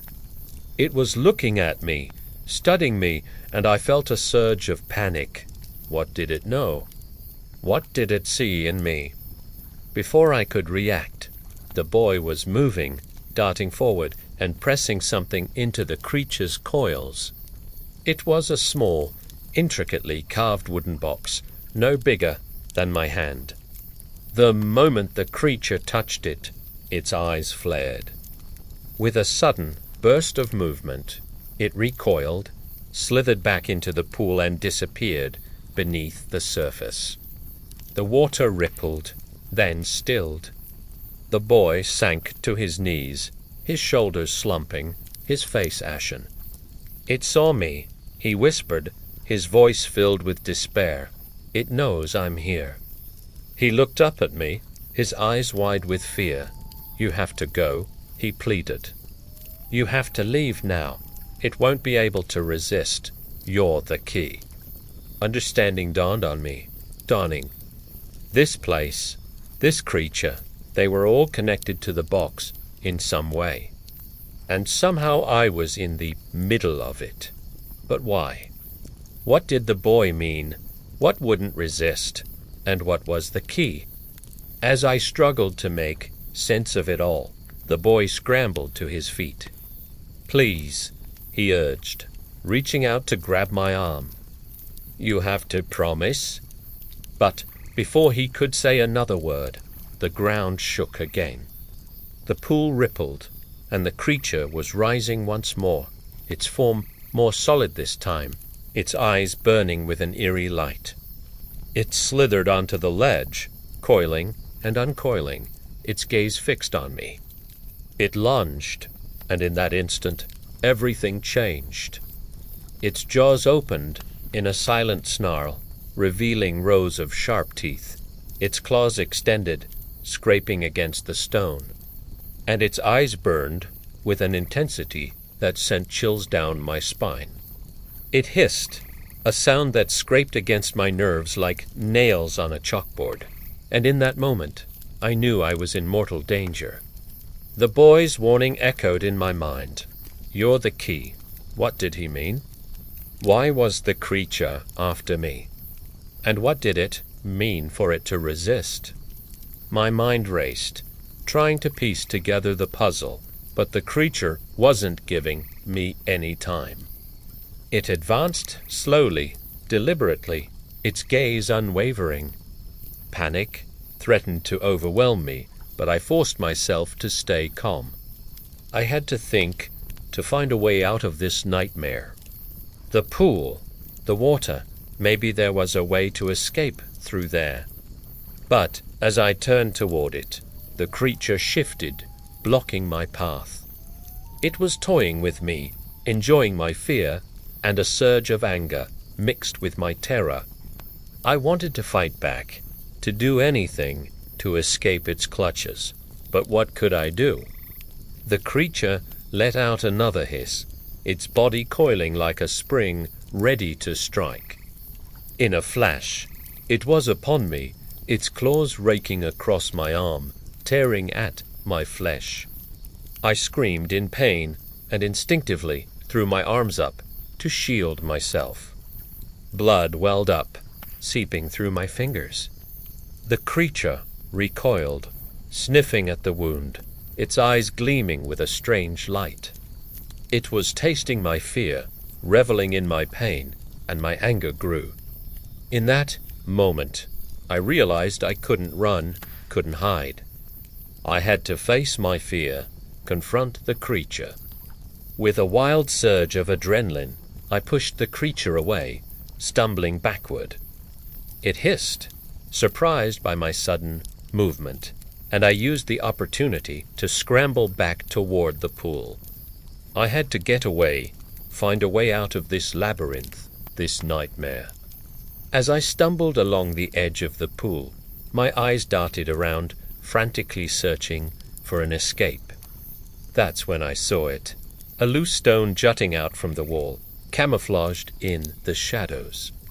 I reached out, desperate for purchase, and hauled myself up onto the ledge.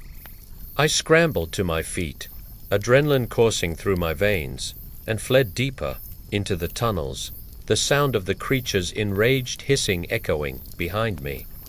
I didn't dare look back.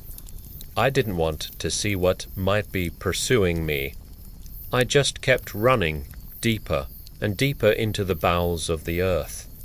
And as I ran, I knew one thing for sure. This was just the beginning. Okay, you've arrived at the bottom of a very long staircase. Your companion has disappeared, and ahead of you is a massive pool of black water. That's all you see because there's no light down here. It's pitch black. As your eyes begin to adjust, though, you notice a flicker in the distance. It might be a candle flame, perhaps, so you walk toward it. There's another figure down here besides yourself. The flickering flame is coming from a small fire made of oily rags at the base of a stone pillar. Beside it sits a young boy, no older than 12 or 13, dressed in clothes that look almost alien to this modern audience. He doesn't seem to have noticed your entrance. His gaze is fixed on the black pool, which seems to stretch on forever in the gloom. It is only when you reach close enough to see the surface properly that you realize it is not actually black at all. Rather, the water is so still it perfectly reflects the vaulted ceiling above, giving the impression of an inky black sky filled with countless stars. But the reflection is so flawless, so perfect that you can make out every tiny detail. There are bubbles rising from the depths, leaving perfect spherical imprints on the water. Tiny insects crawl across the surface, their bodies parting the water like a pane of glass. And beneath it all, moving ever so slightly, is a vast shape like a hill or a mountain range. It appears to be sleeping, breathing softly and regularly, but it doesn't move closer, at least not yet. It stays just far enough away that its full shape is hidden beneath the black water. All you see are the eyes, fixed on you without blinking, and the faint rise and fall of its breath disturbing the surface. You swallow, your voice is low. What is it? The boy doesn't answer right away. He sits cross-legged by the pool, his candlelight trembling across the water. It's older than the city, he says finally, older than the stones we're standing on.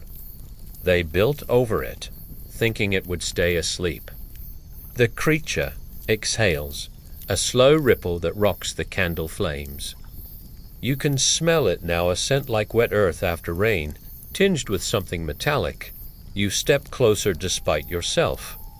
The water near your feet is so clear you can see pale, jointed shapes beneath it, shifting in the dark. The boy holds out a hand without looking back at you, palm open. Don't step in, he warns softly. It remembers. Remembers what? You ask? Names, he says, faces, and debts. The creature blinks, the movement impossibly slow. You realize the sound of water you heard earlier isn't just dripping, it's breathing. A deep, patient rhythm, as if the whole chamber inhales and exhales around you.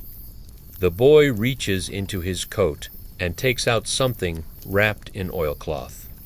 He sets it carefully on the stone beside him and unfolds it to reveal a small, carved figure bone, maybe, or ivory shaped like a person with no face. The creature's eyes shift, following the movement. He leans toward the pool. I told you I'd bring it, he murmurs. Now it's your turn. The water stirs not violently, but with purpose. Something brushes the surface from below, sending thin ripples outward. You think you hear a sound then, faint but deliberate words formed in the liquid itself, speaking directly to the inside of your skull.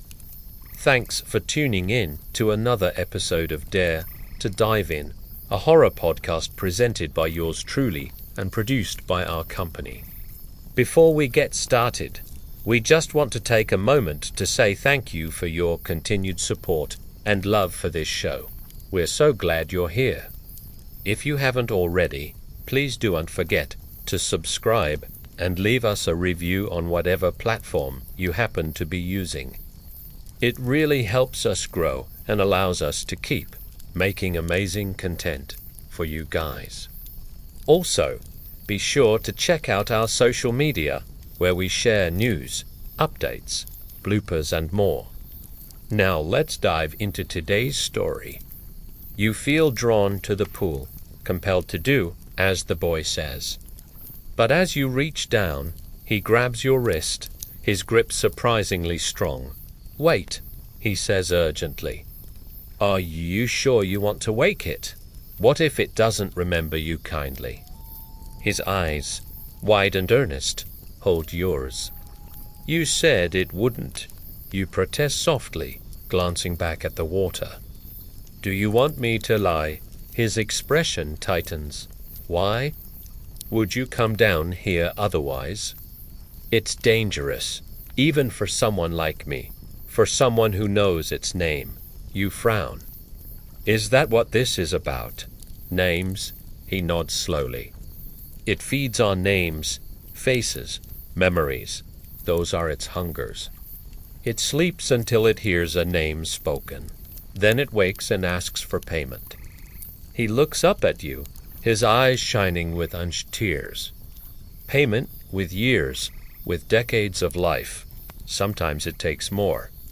His grip tightens, and sometimes it asks for stories. Stories from your past, your happiest moments, the ones you hold dear. He shakes his head, as if clearing it. No, I won't let it have them. Not while I have anything left to bargain with. But you don't know its hunger.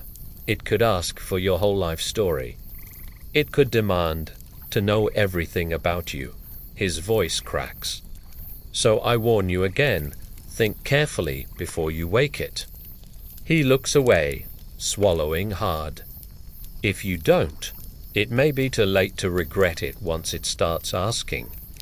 His words echo in your ears long after you've stepped into the frigid water. You wade deeper now, letting the icy water lap at your thighs. The closer you get to the center of the pool, the colder it seems to become. You shiver, pulling your jacket tighter around you. But it's not just the temperature that's changing. The air grows thick and heavy, charged with an unsettling energy.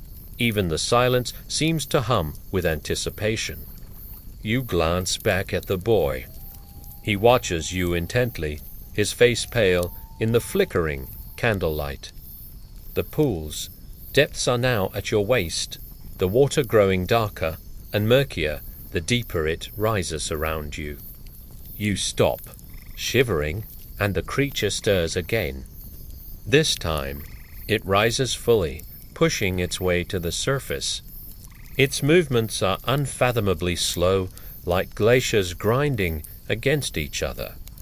It fills your vision, the vaulted ceiling now visible beneath its bulk. It resembles a mountain range seen through a murky lens, dark and brooding. It exhales again, and you feel the disturbance in the water against your legs, the cold seeping into your bones. With each breath, the creature seems to grow larger, filling your field of vision completely. You strain to see its features, but the darkness is absolute. You can't see its face, its limbs, nothing beyond the gentle rise and fall of its chest. You're aware of your heartbeat now, thundering in your ears. The air is thick with the metallic scent you noticed before, tinged with something else, something ancient and primeval. You know instinctively that this is the moment of truth, the point of no return. The boy's words echo in your mind. Too late to regret it once it starts asking. You hesitate, fear gripping your heart, but a strange calm settles over you as well. Whatever happens next, you think, whatever it asks for, you realize you have little to lose. Life, as you know it, is over. Whether you choose to wake the creature or not, it feels good to be unafraid. It feels good to embrace the unknown. You lean forward and submerge yourself in the icy depths. As the water closes over your head, you feel a sense of peace. A calmness washes over you as you're enveloped by the darkness. The last thing you see before the world goes black is the boy's face, etched with concern and hope. He's watching you, waiting to see what happens next. His eyes are wide, reflecting the flickering candlelight, his expression unreadable. Then the water pressure increases, squeezing gently, urging you deeper into its embrace. And in that moment, you understand the boy's fear, the danger of waking this ancient being from its slumber. You're not just taking a dip in a pool. You're about to enter a world you know nothing about, a world where the rules don't apply, where the old gods sleep. And you're about to disturb them. You can't see it, but you know it's watching you, waiting for you to take the final plunge. In the darkness, a single word echoes in your mind. Wake. Now your story begins. We hope you enjoyed today's tale. If you did, please don't forget to leave us a like and a comment down below letting us know what you thought. We'd also love to hear any ideas you might have for future episodes.